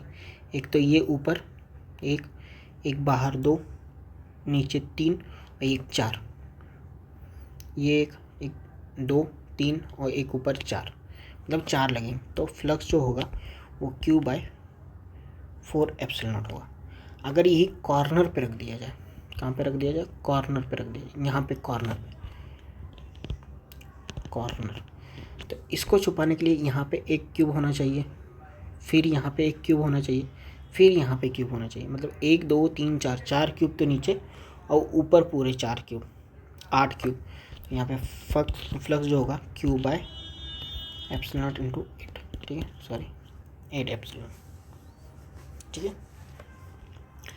अब एक चीज़ और ध्यान रखना कि अगर ये कहाँ पे? कॉर्नर पे है, कहाँ पे? कॉर्नर पे, तो खुद के फेस पे ये फ्लक्स नहीं देता है। खुद के फेस पे मतलब ये इसका फेस, ये इसका फेस, ये नीचे वाला इसका, जो अपने फेसेस पे टचेस है, टचेस वाले फेसेस पे फ्लक्स ज़ीरो होता है। तो खुद के फेस पे फ्लक्स जो होगा वो ज़ीरो होगा, लेकिन दूसरे के फेस पे ये फ्लक्स कितने देगा? अब दूसरे के फ्लक्स पे कॉर्नर पे है, पहली बात तो कॉर्नर पे है, तो वो कॉर्नर पर एक होता तो Q by epsilon naught into 8 आता। ऐसे फेसेस कितने आ गए? एक तो एक है, 2 है, 3 है, 3 फेसेस हैं। तो फेसेस पे कितना दूसरे को देगा? कितना दूसरे के फेस पे देगा? Flux is equal to Q by 8 epsilon naught तो है ही, फेसेस कितने? 3 है, तो 8 त्रिक 24, तो फ्लक्स जो होगा वो आ जाएगा क्यू बाय 24 एप्सिलॉन नॉट, ये आ गया तुम्हारा फ्लक्स। ओके, नाउ अब गॉस लॉ जो हमने अभी तक सीखा है, इसको कैलकुलेट करेंगे इलेक्ट्रिक फील्ड कैलकुलेशन में। तो इलेक्ट्रिक फील्ड कैलकुलेशन में पहले हम देखते हैं हॉलो स्फीयर दे दिया जाए, हॉलो स्फीयर, हॉलो स्फीयर दे दिया जाए। हॉलो स्फीयर दिया है, एक स्फीयर है जो हॉलो है, ठीक है। तो इसके इनसाइड अंदर कुछ है ही नहीं, तो इनसाइड जो ये एक्स एक्सिस है, वाई एक्सिस है और ये एक्स एक्सिस है, ठीक है। इसके साथ हम ग्राफ भी देख लेंगे। अगर इनसाइड चार्ज है तो इनसाइड मतलब इनसाइड देखा जाए हॉलो स्फीयर है, इनसाइड कुछ है ही नहीं, तो जो इलेक्ट्रिक फील्ड आएगा ई आएगा, वो आएगा पूरा ज़ीरो, ये पूरा ज़ीरो इनसाइड के लिए। जैसे ये सरफेस पे पहुँचेगा, तो यहाँ पे हम निकालते हैं इसका मैक्सिमम आता है, वो आता है मैक्सिमम के क्यूब बाय आर का स्क्वायर, मतलब इसका रेडियस का स्क्वायर यहाँ पे। तो ये मैक्सिमम आ गया तुम्हारा, ठीक है, ये मैक्सिमम आ गया सरफेस पे। लाइन नहीं रहती वैसे, ये आपका मैक्सिमम आ जाएगा। यहाँ पे आ गया ये k³ r का स्क्वायर, रेडियस का स्क्वायर। अब यहाँ से जो है इन्वर्सली प्रोपोर्शनल, और ये बाहर वाले पॉइंट पे कहीं पे पूछा जाए या फिर r आउटसाइड पूछा जाए, तो ये यहाँ पे जो आती है ये आती है k³ r का स्क्वायर। तो ये ध्यान रखना, ई सरफेस k³ r का स्क्वायर, ई आउटसाइड k³ r का स्क्वायर, ई इनसाइड 0, ठीक है। ये हॉलो स्फीयर में आता है, इतना ये ग्राफ पे बता दिया। दूसरा सेम इसी में बता रहा हूँ, ये हॉलो स्फीयर का। और सेम सॉलिड स्फीयर अगर दिया जाए तुम्हें, क्या दिया जाए, सॉलिड स्फीयर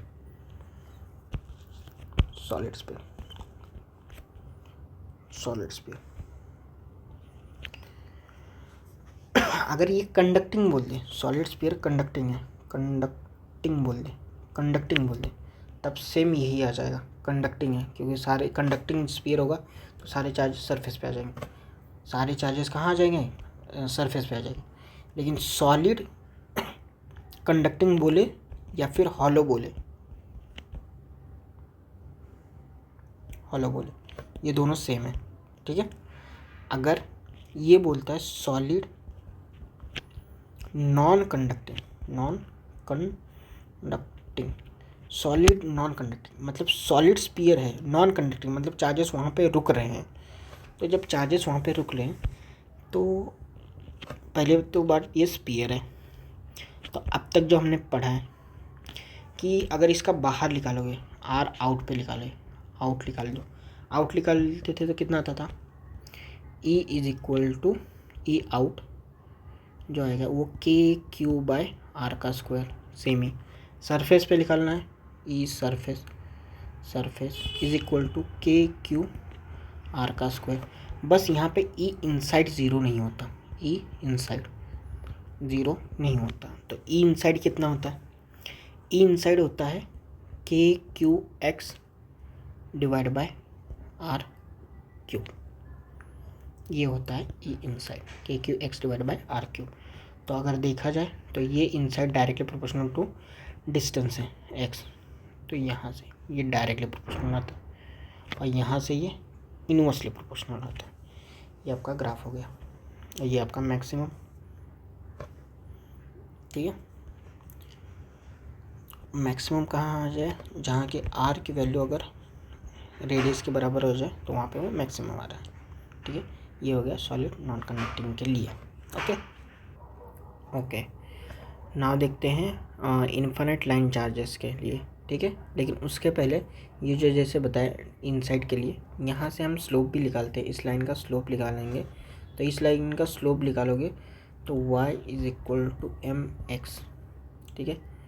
तो यहाँ पे जो स्लोप आएगा ना, ये आएगा स्लोप। तो स्लोप को हम लिख सकते हैं, स्लोप = k³ / r³। अगर ग्राफ दिया है तो वहाँ से tan थीटा, यहाँ से थीटा दिया है तो डायरेक्टली हम k³ / r³ की वैल्यू निकाल लेंगे, ठीक है। और x से मल्टीप्लाई करोगे तो वहाँ पे ई इनसाइड वहाँ पे मिल जाएगा तुम्हें, ठीक है। एक लाइन ध्यान रखना, हॉलो के अंदर 0 और सॉलिड में k⁴x / r³, ये ध्यान रखना, बाकी तुम्हें याद आ ही जाएगा, ठीक है। नेक्स्ट है infinite line charges. Infinite line charges, infinite line positive charge negative charge जो भी दिया है, पॉजिटिव चार्ज है तो यहाँ से हम अवे मारेंगे r डिस्टेंस पे, तो यहाँ पे जो इलेक्ट्रिक फील्ड आएगा वो 2k lambda divide by r आ जाएगा। सेम वही पॉजिटिव चार्ज है तो रेडियली अवे, अगर नेगेटिव होता तो टूवर्ड्स हम करते, और हमेशा ई नेट जो आएगा वो आएगा E1 प्लस E2। ठीक है। एक और यहाँ पे आता है कि जो यही है आपका इन्फिनिट है लाइन है जिस पे चार्जेस हमने दिए हुए हैं, और यहाँ पे r डिस्टेंस पे एक इलेक्ट्रॉन है जो रिवॉल्व कर रहा है। तो रिवॉल्यूशन जब कर रहा है तो इसकी जो वेलोसिटी है वो डिपेंड है, वेलोसिटी और टाइम पीरियड हम देखते हैं। वेलोसिटी, तो ये जो वेलोसिटी ये रिवॉल्व कर रहा है तो इसकी वेलोसिटी इस पे इंडिपेंडेंट है। Velocity is independent of r, मतलब कहीं पे भी रखो उसकी वेलोसिटी सेम ही रहेगी, लेकिन जो इसका टाइम पीरियड है ये डायरेक्टली प्रोपोर्शनल टू r होता है। टेम्परेचर 2 पाई बाय ओमेगा, ठीक है, omega is equal to 2 pi r। तो हम हमेशा कोई सर्कल बनाएंगे 2 पाई r, ये 2 पाई ये होती है ओमेगा। तो time period directly proportional to r रहेगा। ये यहाँ पे ध्यान रखना, ये दो चीज़ें जो पूछी जाती हैं। वेलोसिटी जो होती है वो इंडिपेंडेंट होती है r के, और टाइम पीरियड जो होता है वो डायरेक्टली प्रोपोर्शनल टू होता है r के। ठीक है। अब नॉन कंडक्टिंग शीट देखा जाए, नॉन कंडक्टिंग शीट चार्ज, ये शीट दिया हुआ है, यहाँ पे चार्जेस हैं, नॉन कंडक्टिंग है, इसका मतलब कि चार्जेस वहीं के वहीं हैं। तो इस शीट को हम एक लाइन की तरह कंसिडर कर सकते हैं कि यहाँ पे एक चार्जेस पड़े हुए हैं। तो इसका अगर इलेक्ट्रिक फील्ड देखेंगे, ई जो होता है सिग्मा अपॉन सिग्मा क्या होता है, चार्ज पर यूनिट एरिया होता है, ये होता है ना, सिग्मा अपॉन 2 एप्सिलॉन नॉट। जो इलेक्ट्रिक फील्ड आएगा वो सिग्मा अपॉन 2 एप्सिलॉन नॉट आएगा। सिग्मा अपॉन 2 एप्सिलॉन मतलब Q by 2 epsilon naught into A आ गया। ये आ गया तुम्हारा इलेक्ट्रिक फील्ड सिंगल शीट के लिए, इंडिपेंडेंट ऑफ डिस्टेंस कोई इसमें डिस्टेंस का है तो नहीं, इंडिपेंडेंट ऑफ डिस्टेंस पे कोई डिपेंडेंट नहीं है। और कहाँ है, डायरेक्टली डायरेक्शन क्या है, परपेंडिकुलर टू द सरफेस। अब जितने भी शीट होंगे वो उसको हम ई नेट कर लेंगे। ई नेट करने के लिए E1 plus E2 plus E3 कर देंगे।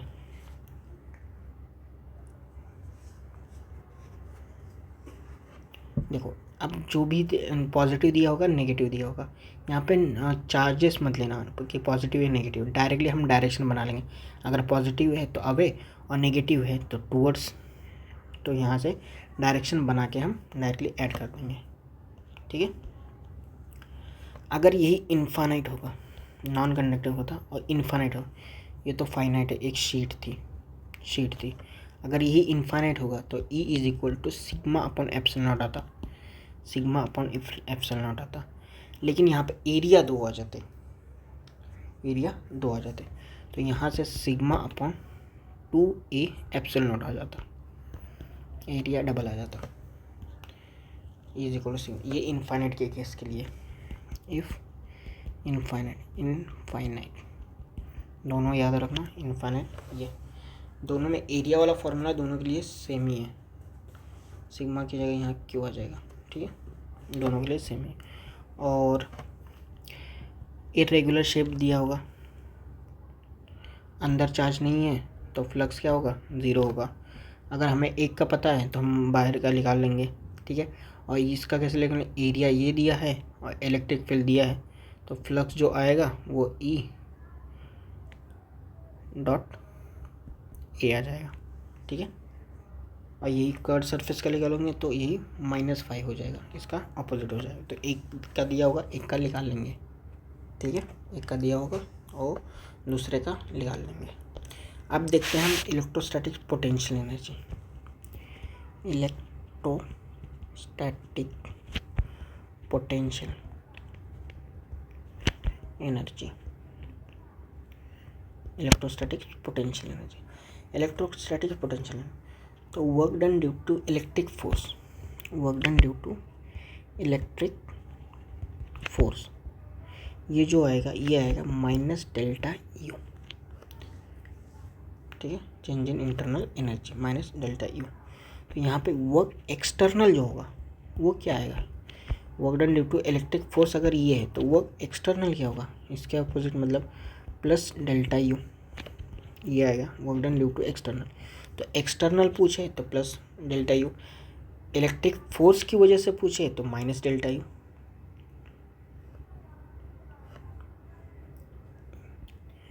वर्क रिक्वायर्ड, रिक्वायर्ड पूछे, ये वर्क एक्सटर्नल मतलब वर्क रिक्वायर्ड या फिर वर्क एक्सटर्नल भी बोल सकता है वो। यहाँ पे हम लगाते हैं एक COMA, conservation of mechanical energy, that is U1 plus K1 is equal to U2 plus K2, और यहाँ पे change in U plus change in kinetic energy हम 0, और जो पोटेंशियल एनर्जी होती है, पोटेंशियल एनर्जी को हम लिखते हैं Q1 Q2 divide by R, और यहाँ पे जो Q1 Q2 है ये विथ साइन लेंगे, ठीक है। यहाँ से अगर एक से ज़्यादा चार्जेस हैं, तो U जो आएगा वो आएगा sum of potential energy for all possible pair, sum of potential energy of all possible pair, मतलब यहाँ पे चार्ज है, यहाँ पे चार्ज है, यहाँ पे चार्ज, तो पॉसिबल पेयर कितने, एक पेयर, दो पेयर, ये तीन पेयर। तो ये पेयर निकालने के लिए क्या करेंगे, पेयर निकालने के लिए जो पेयर होते हैं वो निकालने के लिए हम n-1 डिवाइड बाई 2, और डायरेक्टली अगर ध्यान रखना चाहो तो 2 के लिए एक पेयर होगा, 3 के लिए 3 पेयर होगा, 4 के लिए 6 पेयर होगा, 8 के लिए 28 पेयर होगा। ये छोटे याद रख लेना, और बड़े होंगे तो यहाँ से कैलकुलेट, जितने भी पेयर आएंगे ज़्यादातर यहीं तक आ जाएंगे, तो पेयर जो आएंगे वो सारे पेयर ऐड कर लेना, उनका जो सम कर लेना, तुम्हें पोटेंशियल एनर्जी मिल जाएगी, यू मिल जाएगा। अब देखते हैं कुछ रिज़ल्ट। ये सर्कल बोलना, स्क्वायर, ठीक है। यहाँ पे डायगोनल, इसकी लेंथ पता है, इसकी लेंथ होती है √2a, ये याद होनी चाहिए हमें, क्या है उस समय याद रहेंगे तो कैलकुलेशन में टाइम नहीं जाएगा, ठीक है। तो अगर ऐसे फेस डायगोनल कितने होते हैं, 12 साइड होती हैं, तो 12 फेस डायगोनल, ठीक है। अब अगर यही बॉडी डायगोनल होता, बॉडी डायगोनल मतलब अंदर वाली डायगोनल होती है, तो बॉडी डायगोनल जो होती है वो होती है √3a, ये फेस डायगोनल के लिए हो गया, और ये बॉडी डायगोनल के लिए √3a होती है, और ये कितनी होंगी, 1 2 3 4, तो ये 4 होती हैं, 4 बॉडी डायगोनल, 4 बॉडी डायगोनल होती है। इसका ग्राफ आता है पोटेंशियल एनर्जी वर्सेस डिस्टेंस का ग्राफ। तो ये जो ग्राफ होगा ये ऐसे, ठीक है। अगर लाइक चार्जेस हैं तो ये आएगा, अगर अनलाइक चार्जेस हैं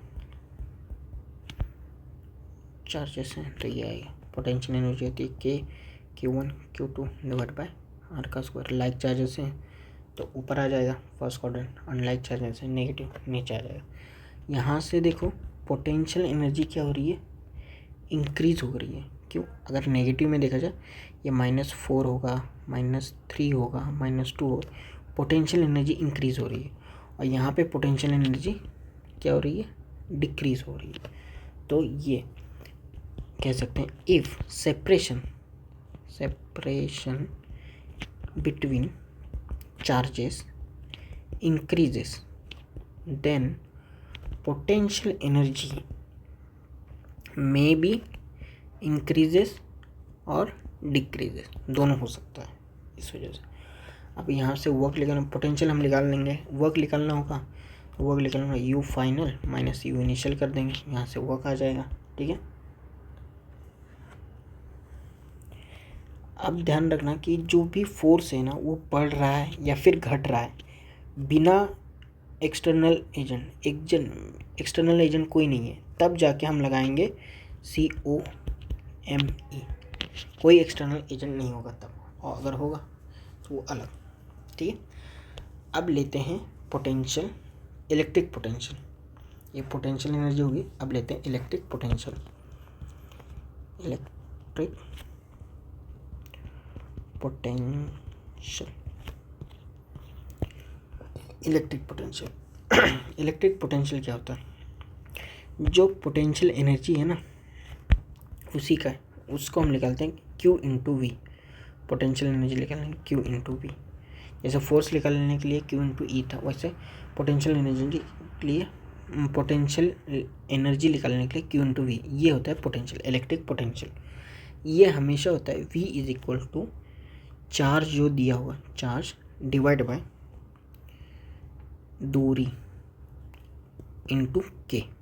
ये मंत्र ध्यान रखना, चार्ज डिवाइड बाय दूरी इंटू के। ठीक है, इसका मतलब क्या है? स्टॉप हो जा भाई। If a charge Q is kept at a point having the potential V, जहाँ पे पोटेंशियल V है, देन इट्स पोटेंशियल, उसकी पोटेंशियल एनर्जी क्या लिखेंगे? पोटेंशियल एनर्जी लिखेंगे Q इंटू वी, बस potential energy Q into V लिखेंगे, ये पोटेंशियल है। ठीक है, तो जैसे इलेक्ट्रिक फील्ड हमने पॉइंट चार्जेस के लिए देखे, रिंग के लिए देखे, हॉलो स्फीयर के लिए देखे, वैसे यहाँ पे भी होगा। तो पहले देखते हैं पॉइंट चार्जेस के लिए। पॉइंट चार्जेस के लिए जो V होगा वो होगा KQ डिवाइड बाई आर। याद है तुम्हें इलेक्ट्रिक फील्ड क्या था? KQ divide by R square, लेकिन potential, electric potential KQ divide by R होगा। और यहाँ पे चार्ज जो लेंगे वो विथ साइन ले रहे हैं। ठीक है, विथ साइन ले रहे हैं। ओके, अगर हमारे पास देखा जाए, अगर हमारे पास लाइक चार्जेस रहेंगे, दोनों सेम रहेंगे, तो उनका पोटेंशियल ज़ीरो हो सकता है। कहाँ पे? पोटेंशियल बोल रहा हूँ, ना कि इलेक्ट्रिक पोटेंशियल बोल रहा हूँ। पोटेंशियल ज़ीरो हो सकता है कहाँ पे? इन्फानाइट पे पोटेंशियल हम ज़ीरो मानते हैं। लेकिन अगर अनलाइक चार्जेस हैं तो उनका पोटेंशियल एक पॉइंट से ज़्यादा पॉइंट पे उनका पोटेंशियल ज़ीरो हो सकता है। जैसे कि Q दिया है, इनकी एक परपेंडिकुलर लाइन है। ठीक है, डिस्टेंस R है, तो ये जो लाइन है ना परपेंडिकुलर, इस सभी पॉइंट पे हमारा क्या होगा? दिस लाइन पे पोटेंशियल तुम्हारा ज़ीरो हो जाएगा सभी पॉइंट पे। क्यों? K1 Q2 डिवाइड बाय, क्योंकि ये अनलाइक चार्जेस है, ये माइनस ये प्लस है, और यहाँ पे देखेंगे तो ये मीडियम आ रहा है, दोनों के R सेम आ जाएंगे। तो यहाँ अगर कैलकुलेट करेंगे तो पोटेंशियल हमें ज़ीरो मिल जाते हैं। ये बस बताने के लिए था, इसलिए इसको भी याद रखना, क्वेश्चन में आ जाते हैं। अब देखते हैं पोटेंशियल एनर्जी फॉर रिंग। दूसरा पोटेंशियल, इलेक्ट्रिक पोटेंशियल एनर्जी नहीं, इलेक्ट्रिक पोटेंशियल फॉर रिंग। ठीक है, रिंग के वहाँ पे हमने दो केसेस देखे थे, रिंग पे एक्सिस पे और सेंटर पे। यहाँ पे भी वही देखेंगे। वहाँ पे हमने एट सेंटर इलेक्ट्रिक फील्ड लिया था ज़ीरो, लेकिन अब पोटेंशियल जो होगा वो ज़ीरो नहीं गिरा, पोटेंशियल होगा KQ डिवाइड बाय आर। अंदर Q क्या है? टोटल चार्ज है, चार्ज रिंग पे जो टोटल चार्ज है वो है। एक्सिस पे देखा जाए, एक्सिस पे देखा था हमने, एक्सिस ये था, ये रिंग था, और यहाँ पे एक्सिस था, इसका R हमने लिया था। ठीक है, फिर से बना देता हूँ, ये था,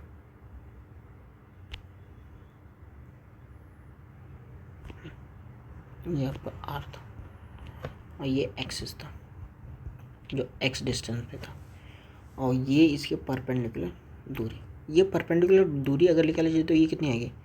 √R² प्लस x² ही आएगी। ठीक है, हमने पोटेंशियल जब पढ़ा था, पोटेंशियल, इलेक्ट्रिक पोटेंशियल क्या कहा था? ये देखो अभी बताया था, चार्ज अपॉन दूरी इंटू के। तो चार्ज कितना होगा, इस पे चार्ज होगा पूरा क्यू, दूरी कितनी है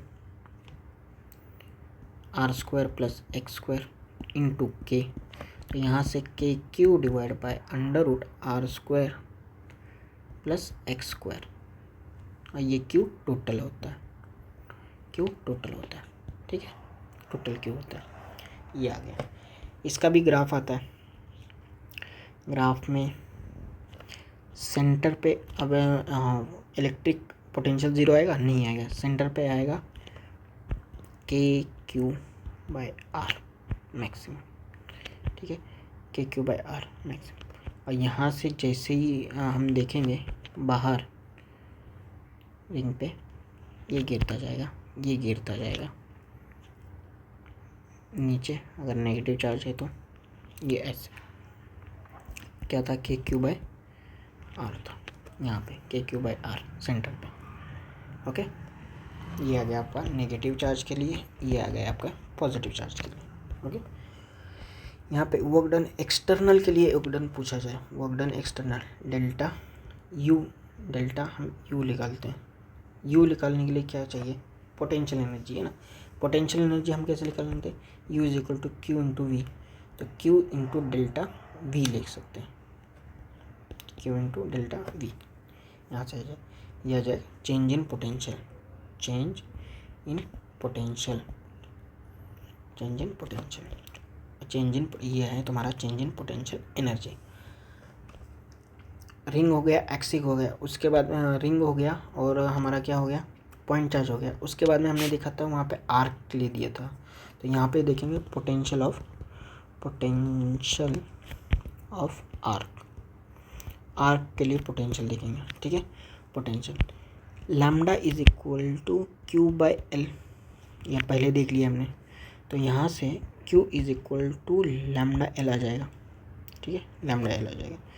तो यहाँ पे जो होगा Q is equal to lambda L, तो आर्क अगर दिया है, ये आर्क ये दिया है, ठीक है, तो यहाँ पे जो ये आर्क है, arc is equal to R theta होता है, arc is equal to R theta होता है, ठीक है, arc theta, Q is equal to lambda into L आ गया, ठीक है, ये पूरा है। तो पूरा चार्ज हम यहाँ पे लिखेंगे, तो क्यू चार्ज जो आ गया वो लैम्डा आर थीटा आ जाए, टोटल चार्ज पूरे आर पे लैम्डा आर थीटा, पूरा आर, ठीक है, आर थीटा, ये आर पे पूरा चार्ज ले लिया।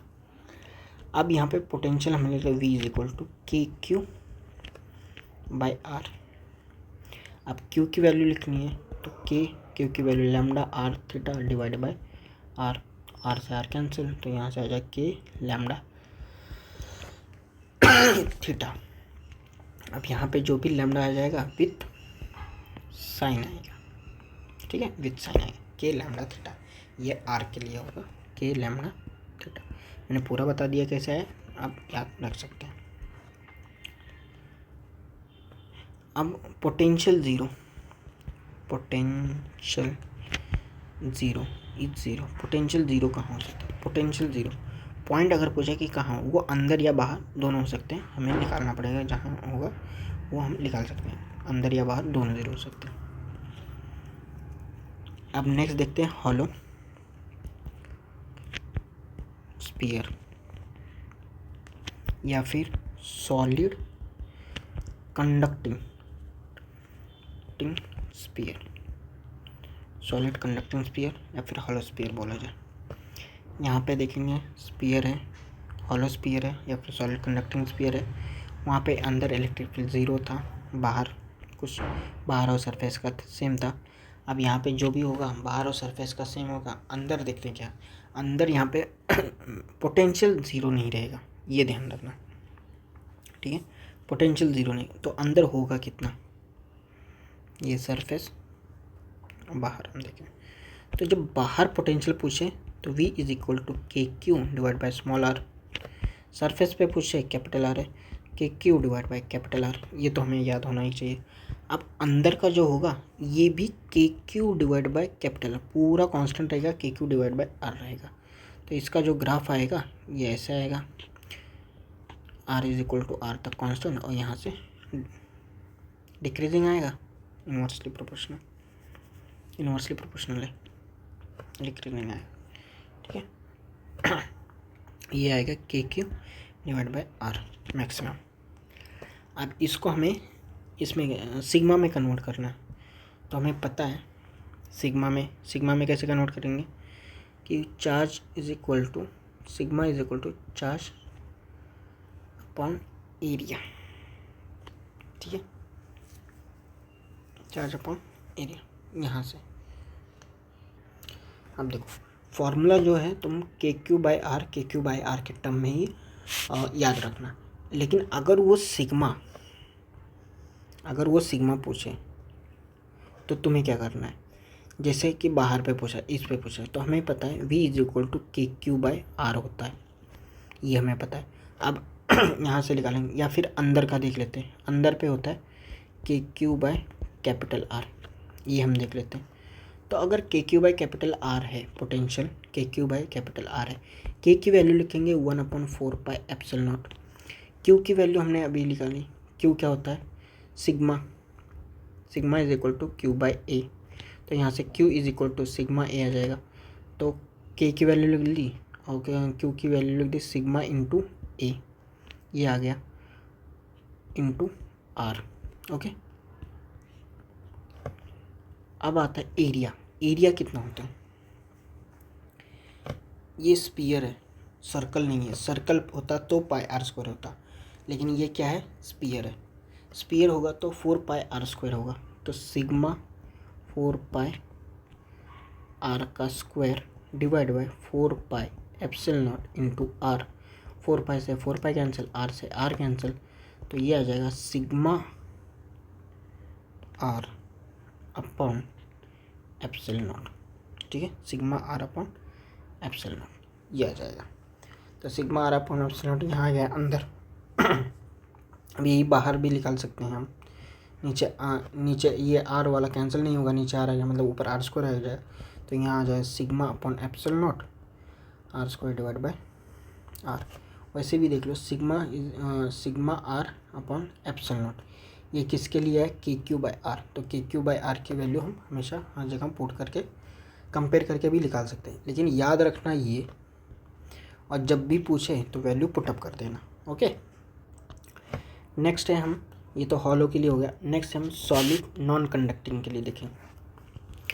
सॉलिड है और नॉन कंडक्टिंग है, नॉन कंडक्टिंग सॉलिड है और नॉन कंडक्टिंग है, ठीक है।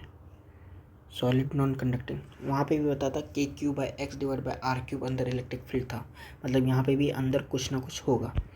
बाहर का सरफेस का दोनों सेम होगा, के क्यू बाई आर के क्यू बाई कैपिटल आर, अगर इसका आर रेडियस है तो, ठीक है। लेकिन अब अंदर का कितना होगा, अंदर के लिए ध्यान रखना के क्यू डिवाइड बाई 2r का क्यूब 3r का स्क्वायर माइनस r का स्क्वायर। अंदर डिस्टेंस स्मॉल r अगर लिया तो ये आ गया। और इसका जो ग्राफ आता है ये ध्यान रखना, के Q by 2r cube 3r square minus r square, और इसका जो ग्राफ आएगा वो आएगा ऐसे, ये 3/2 के क्यू बाई आर, और यहाँ से इन्वर्सली प्रोपोर्शनल, ये r is equal to R, ये रेक्टेंगुलर हाइपरबोला बोला यहाँ से, ठीक है, यहाँ तक, ओके। ये हो गया सॉलिड नॉन कंडक्टिंग के लिए, और ये हो गया हॉलो स्फीयर के लिए, ओके। यहाँ तक कोई प्रॉब्लम होना भी नहीं चाहिए। देखो मैंने बता दिया जो चीज़ें, यहाँ तक का इलेक्ट्रोस्टैटिक पढ़ने के लिए बच्चों को 2 से 3 दिन लगते हैं, वही चीज़ें मैंने कम समय में आपको एक्सप्लेन करने की कोशिश की, बता दिए। अब आगे हम इलेक्ट्रिक डाइपोल देखेंगे, और छोटा सा हम देख लेते हैं उसकी एनर्जी, स्मॉल चार्ज के लिए, स्मॉल पोर्शन के लिए एनर्जी देखते हैं, चेंज इन एनर्जी वाला जो क्वेश्चन आता है, जो रिलेशन का क्वेश्चन आता है, वो एक बार देख लेते हैं। उसके बाद में हम डाइपोल देखेंगे, और उसके बाद में ये चैप्टर ख़त्म है, ठीक है। तो एनर्जी जो रिलेशन है वो एक है एनर्जी वाला, ठीक है।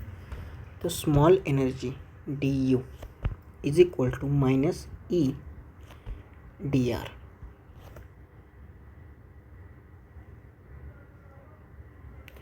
एनर्जी नहीं, सॉरी एनर्जी बोल दिया मैंने, यहाँ पे स्मॉल चेंज इन पोटेंशियल है, ये चेंज इन पोटेंशियल है, स्मॉल चेंज इन पोटेंशियल। ठीक है, तो यहाँ से T V is equal to आएगा minus E X D X plus E Y D Y plus E Z D Z, सभी का अलग अलग। जैसे कि अगर ई वाई या फिर वाई और ये जेड अगर कांस्टेंट है तो क्या करेंगे, जो कांस्टेंट है उसको रहने देंगे। कांस्टेंट मतलब अगर y और z कांस्टेंट रख दिया यहाँ पे, अगर y is equal Y constant है और z को कांस्टेंट रख दिया, z को कांस्टेंट रख दिया, तो क्या करेंगे, इनको रहने देना। x को x जहाँ जहाँ x दिखे, जहाँ जहाँ x दिखे वहाँ उसको क्या करेंगे, डिफ्रेंशिएट करेंगे, वरना उसको अगर वहाँ x नहीं है तो उसको क्या करेंगे, हम ज़ीरो कर देंगे। तो यहाँ से जो e आएगा, यहाँ से जो e आएगा वो आएगा E X I cap plus E Y Z and J cap और plus E Z K cap. अगर ये है E X I cap plus E Y J cap E Z K cap, तो यहाँ पे ई वाई अगर निकालना है, वाई में निकालना है, वाई डायरेक्शन में निकालना है, तो minus T U by D Y. ठीक है, D V by D Y. ठीक है, और यहाँ पे ई जेड अगर आ जाए तो ये आ जाएगा minus D V by D Z. Okay, तो अभी जो इसको ध्यान रखना हमेशा, ये जो वी है, ये यू बताओ, sorry you electric potential,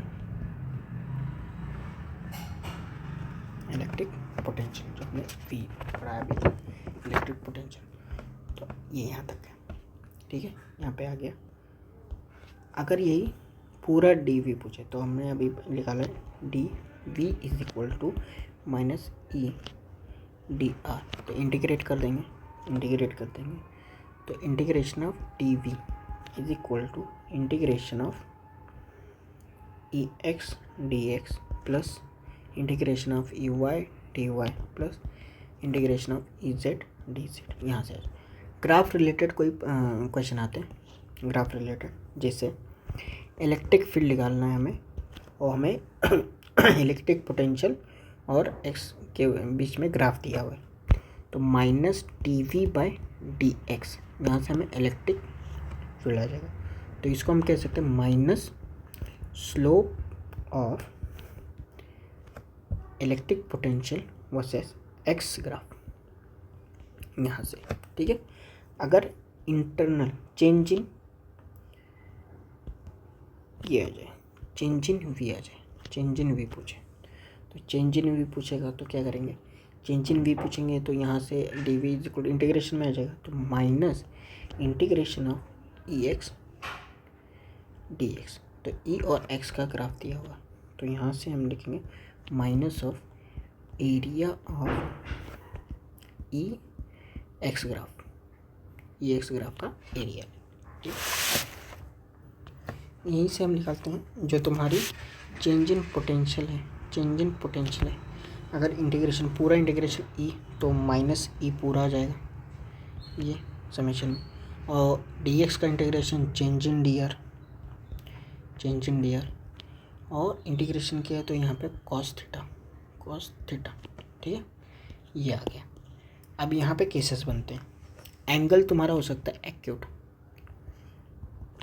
angle हो सकता है, या फिर बन जाएगा ऑब्ट्यूस, या फिर बन जाएगा 90 डिग्री। तो एक्यूट एंगल बन रहा है तो यहाँ की वैल्यू जो आएगी ये पॉजिटिव आएगी, तो टोटल ओवरऑल वैल्यू क्या आ जाएगी, नेगेटिव। ऑब्ट्यूस एंगल बन जाएगा तो कॉस थीटा की वैल्यू नेगेटिव हो जाएगी, तो टोटल वैल्यू क्या हो जाएगी, नेगेटिव पॉजिटिव। अगर कॉस 90 क्या होता है, कॉस 01 कॉस 90 0, तो चेंज इन इंटरनल एनर्जी ये हो जाए, ये कांस्टेंट हो जाए, मतलब change in V is equal to 0, that is V तुम्हारा क्या हो गया, यहाँ पे कांस्टेंट हो गया। ठीक है, चेंज नहीं हो रहा है। अब यहाँ पे क्वेश्चन कैसे बनते हैं, ये इलेक्ट्रिक फील्ड जो भी दिया होगा। अब यहाँ पे इलेक्ट्रिक पोटेंशियल अगर वी ए है, यहाँ पे इलेक्ट्रिक पोटेंशियल वी बी है, यहाँ पे इलेक्ट्रिक पोटेंशियल वी सी है, और यहाँ पे इलेक्ट्रिक पोटेंशियल वी डी है। तो यहाँ पे उसको पूछा जाएगा, रिलेशन पूछा जाएगा। तो ध्यान रखना कि नदी की तरफ हम जब भी जाएंगे, नदी की तरफ जब भी हम जाएंगे तो वी कम होता जाएगा। नदी की तरफ जब भी जाएंगे तो वी कम हो जाएगा, तो वी ए ज़्यादा होगा। ये दोनों अगर एक ही लाइन में है तो V B is equal to V C, ये वी डी हो जाएगा। तो क्या मैंने बताया कि नदी की तरफ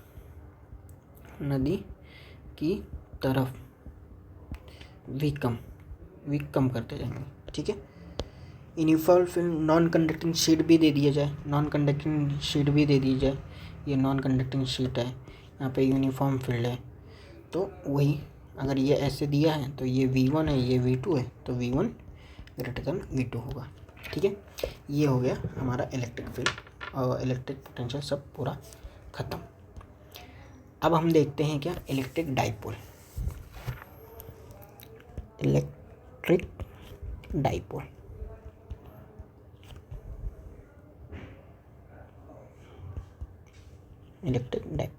ठीक है। इलेक्ट्रिक डाइपोल जो हम डिनोट करते हैं वो ऐसे पी से, पी वेक्टर से, वेक्टर क्वांटिटी। तो ये जो क्यू होता है चार्ज इनटू, हम क्या करते हैं, चार्ज इनटू हम लिखते हैं डी। ये है तुम्हारा डिस्टेंस, और डिस्टेंस कहाँ से कहाँ से ये सबको पता है, नेगेटिव चार्ज से पॉजिटिव चार्ज का जो डिस्टेंस होगा ये हमारा आएगा। ये स्टार्टिंग में ही बताया था 1 dB is equal to 3.3 into 10⁻30 metre. Okay, अब जो इलेक्ट्रिक डाइपोल है तुम्हारा, ये जो इलेक्ट्रिक डाइपोल है, ये नेगेटिव टू पॉजिटिव डायरेक्शन, यहाँ से दो चीज़ें बनती हैं। एक तो एक्सियल लाइन पे मतलब यहाँ पे एक्सियल लाइन पे तुम्हें पूछ सकता है electric dipole, magnitude of E electric field, magnitude of electric field, ठीक है। और दूसरा पूछ सकता है कहाँ पे, इक्वेटोरियल लाइन पे, इक्वेटोरियल। तो पहला देखते हैं एक्सियल लाइन पे। एक्सियल लाइन पे जो इसका मैग्नीट्यूड होता है, एक्सियल लाइन पे जो इसका मैग्नीट्यूड, ध्यान रखना इलेक्ट्रिक फील्ड ये और पी के बीच में एक्सियल लाइन पे जो एंगल होता है वो 0 होता है, ठीक है, 0 होता है। और यही एक्सियल इक्वेटोरियल लाइन पे ये एंगल हो जाता है, ये पी और ई के बीच में 180 डिग्री एंगल रहता है, ठीक है। अब एक्सियल लाइन पे जो आपका इलेक्ट्रिक फील्ड ई आता है उसका जो मैग्नीट्यूड आता है वो आता है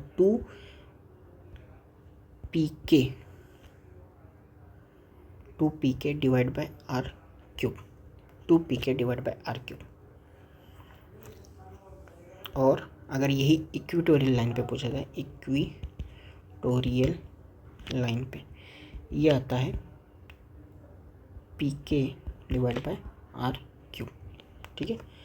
रियल में अगर देखा जाए तो रियल में फॉर्मूला अलग होते हैं।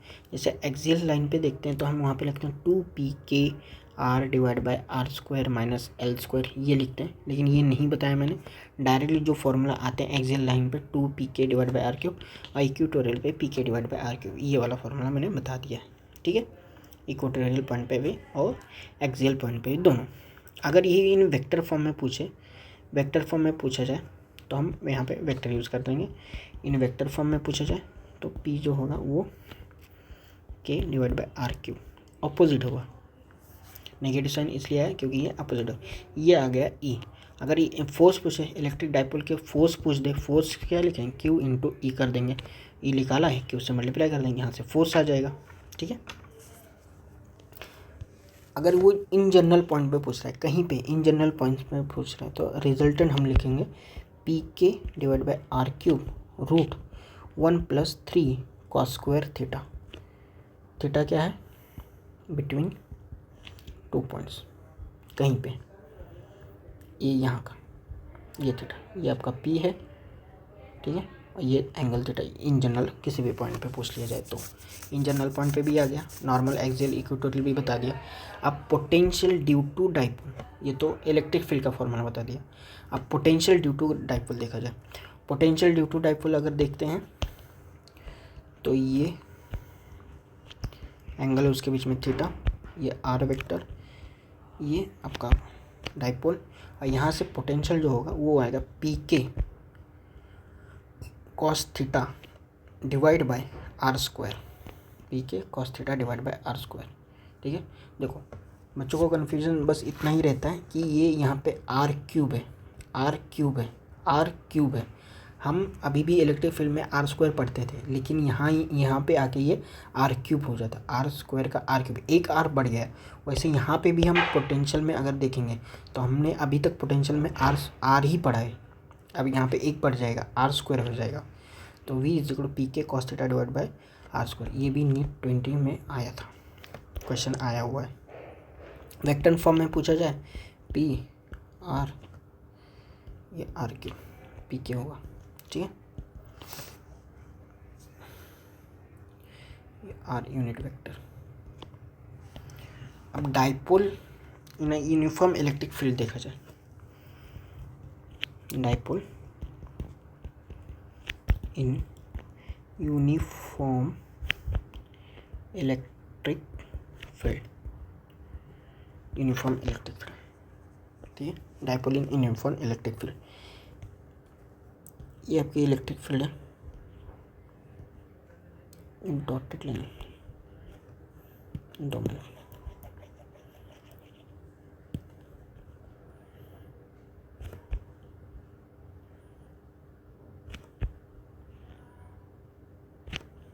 ये आपकी यूनिफॉर्म इलेक्ट्रिक फील्ड है।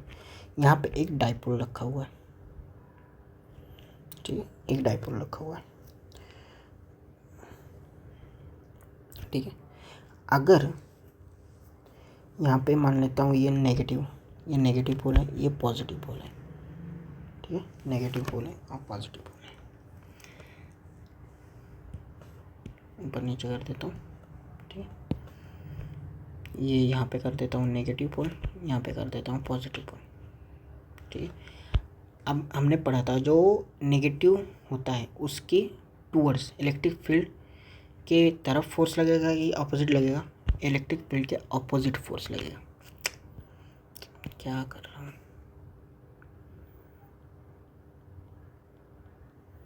अरे फिर कोई दिक्कत नहीं, चलो ये पॉजिटिव है तो इलेक्ट्रिक फील्ड की तरफ फोर्स लगेगा, इलेक्ट्रिक फील्ड की तरफ फोर्स लगा दो।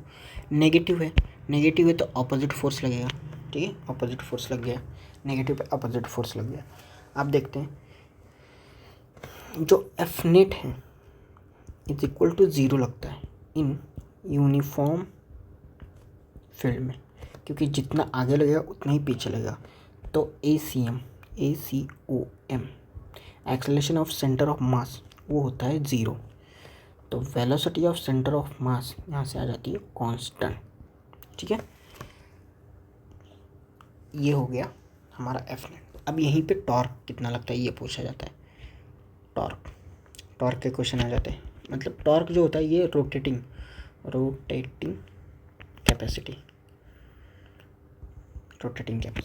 अगर ये आपका इलेक्ट्रिक फील्ड है, यहाँ पे डाइपोल रखा हुआ है, तो इस पे जो टॉर्क लगेगा ये लगेगा P क्रॉस E।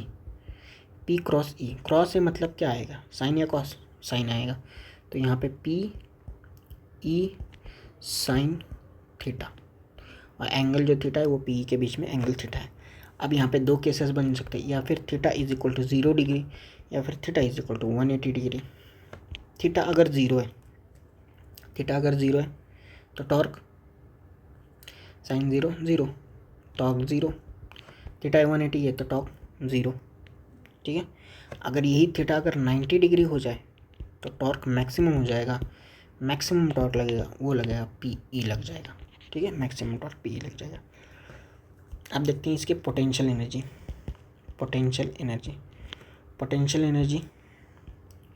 उसके नाम में ही उसका फॉर्मूला है। पोटेंशियल एनर्जी जो होती है वो होती है माइनस पी डॉट ई, ठीक है। तो यहाँ पे हम लिखते हैं P E cos theta, potential energy P E cos theta, ठीक है।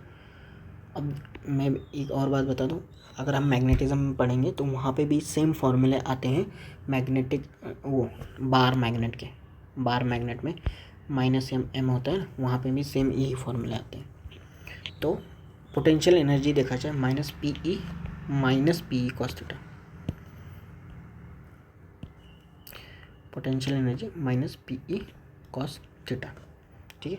अब यहाँ पे भी दो केसेस आते हैं, एक theta is equal to zero है तो कॉस 0 1, तो मैक्सिमम पोटेंशियल एनर्जी मैक्सिमम हो जाएगी, मिनिमम पोटेंशियल, क्योंकि माइनस साइन लगेगा ना तो थीटा मैक्सिमम हो जाएगा। और यही थीटा अगर मैक्सिमम हो जाए मतलब 180 हो जाए, तो कॉस 180 होता है -1, तो माइनस प्लस, तो पी ई हो जाएगा मैक्सिमम। पोटेंशियल एनर्जी मैक्सिमम है तो स्टेबल है कि अनस्टेबल है? अनस्टेबल।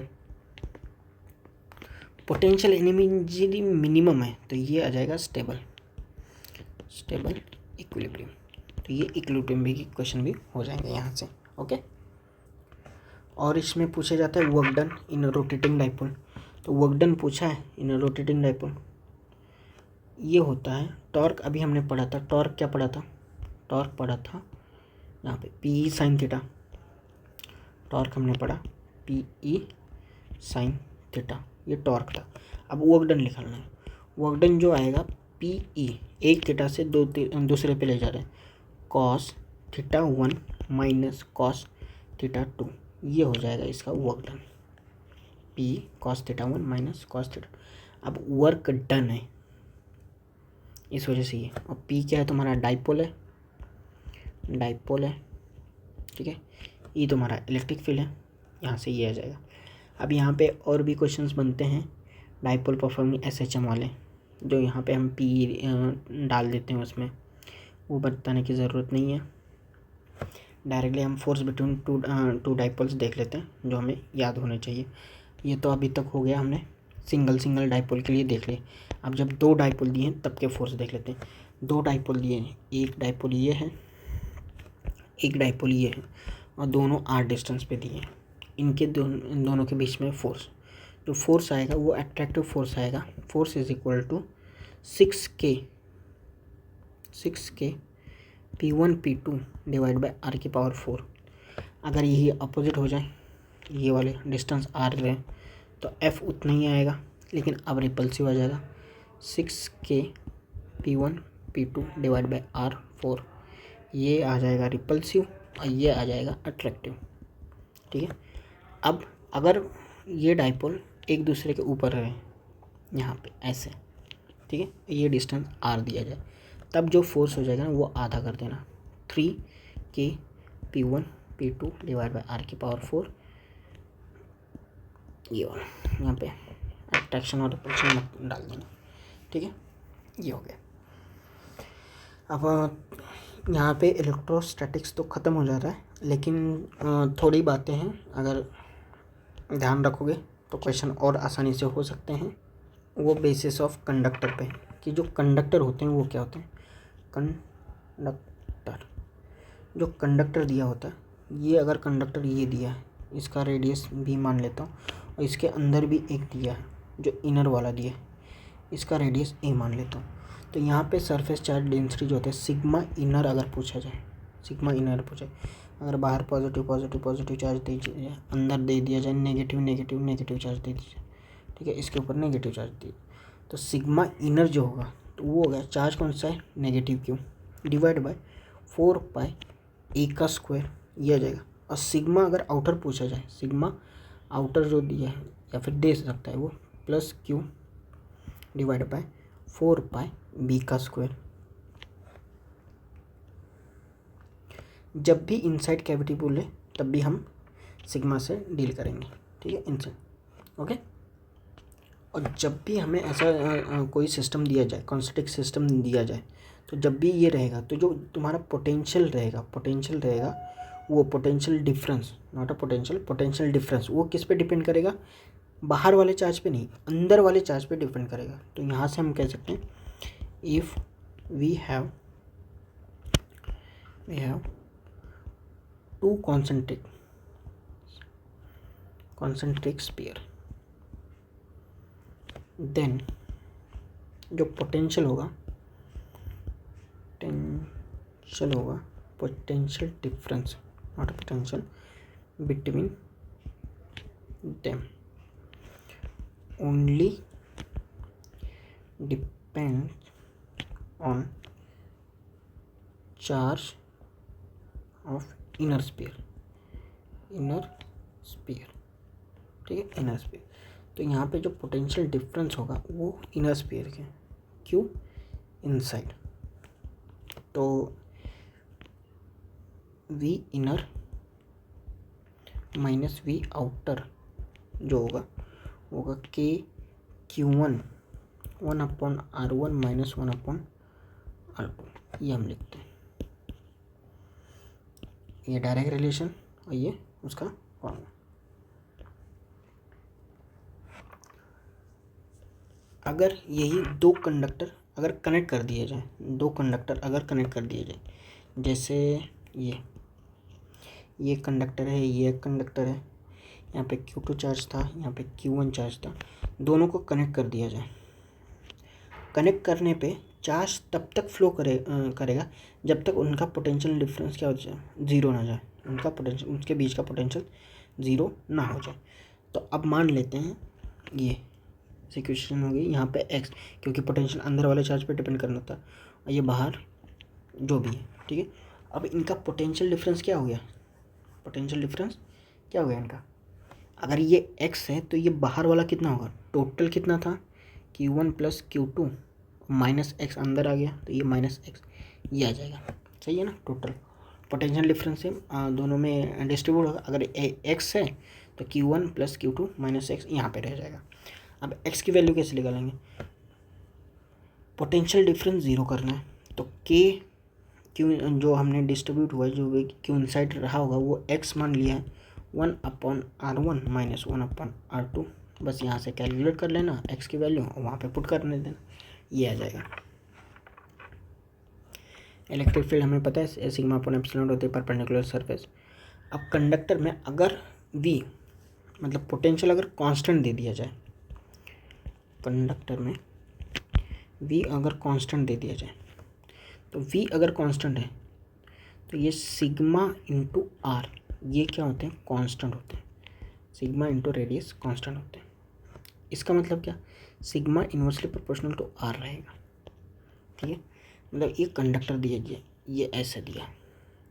अब देखते हैं ये जो पोर्शन है इसका रेडियस देखा जाए तो ये रेडियस आ जाएगा, ये बी पोर्शन है, ये हमने सी पोर्शन कर दिया और ये ए पोर्शन।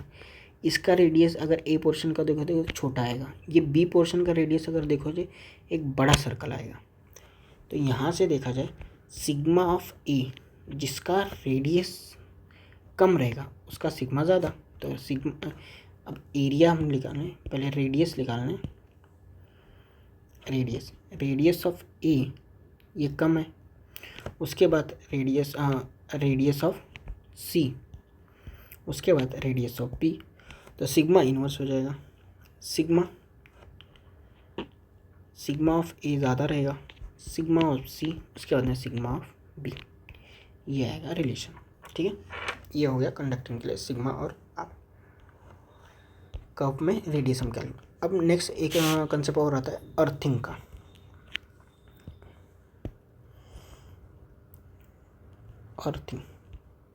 अर्थिंग करना, जैसे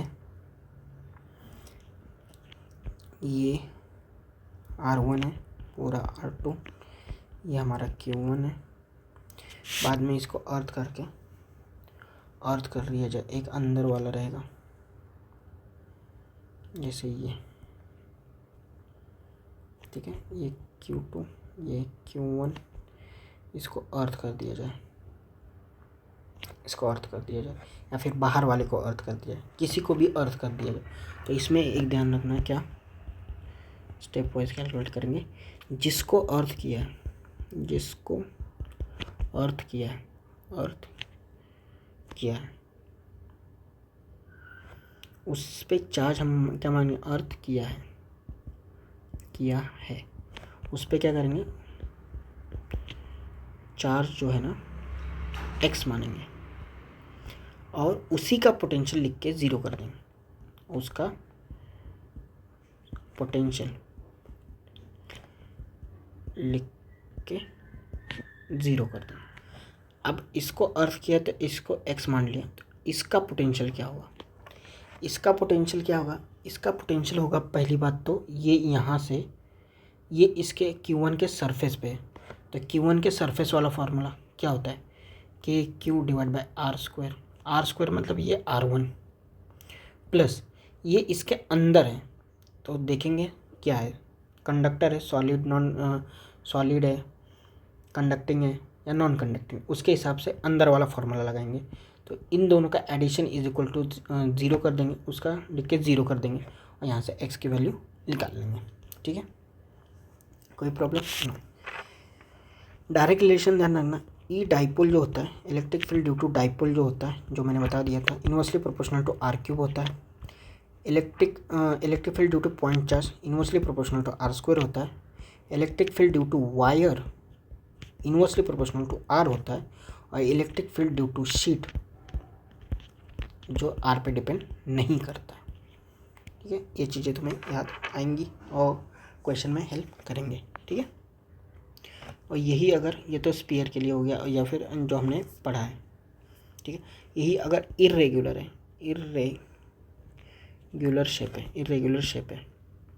इरेगुलर शेप ऑफ कंडक्टर,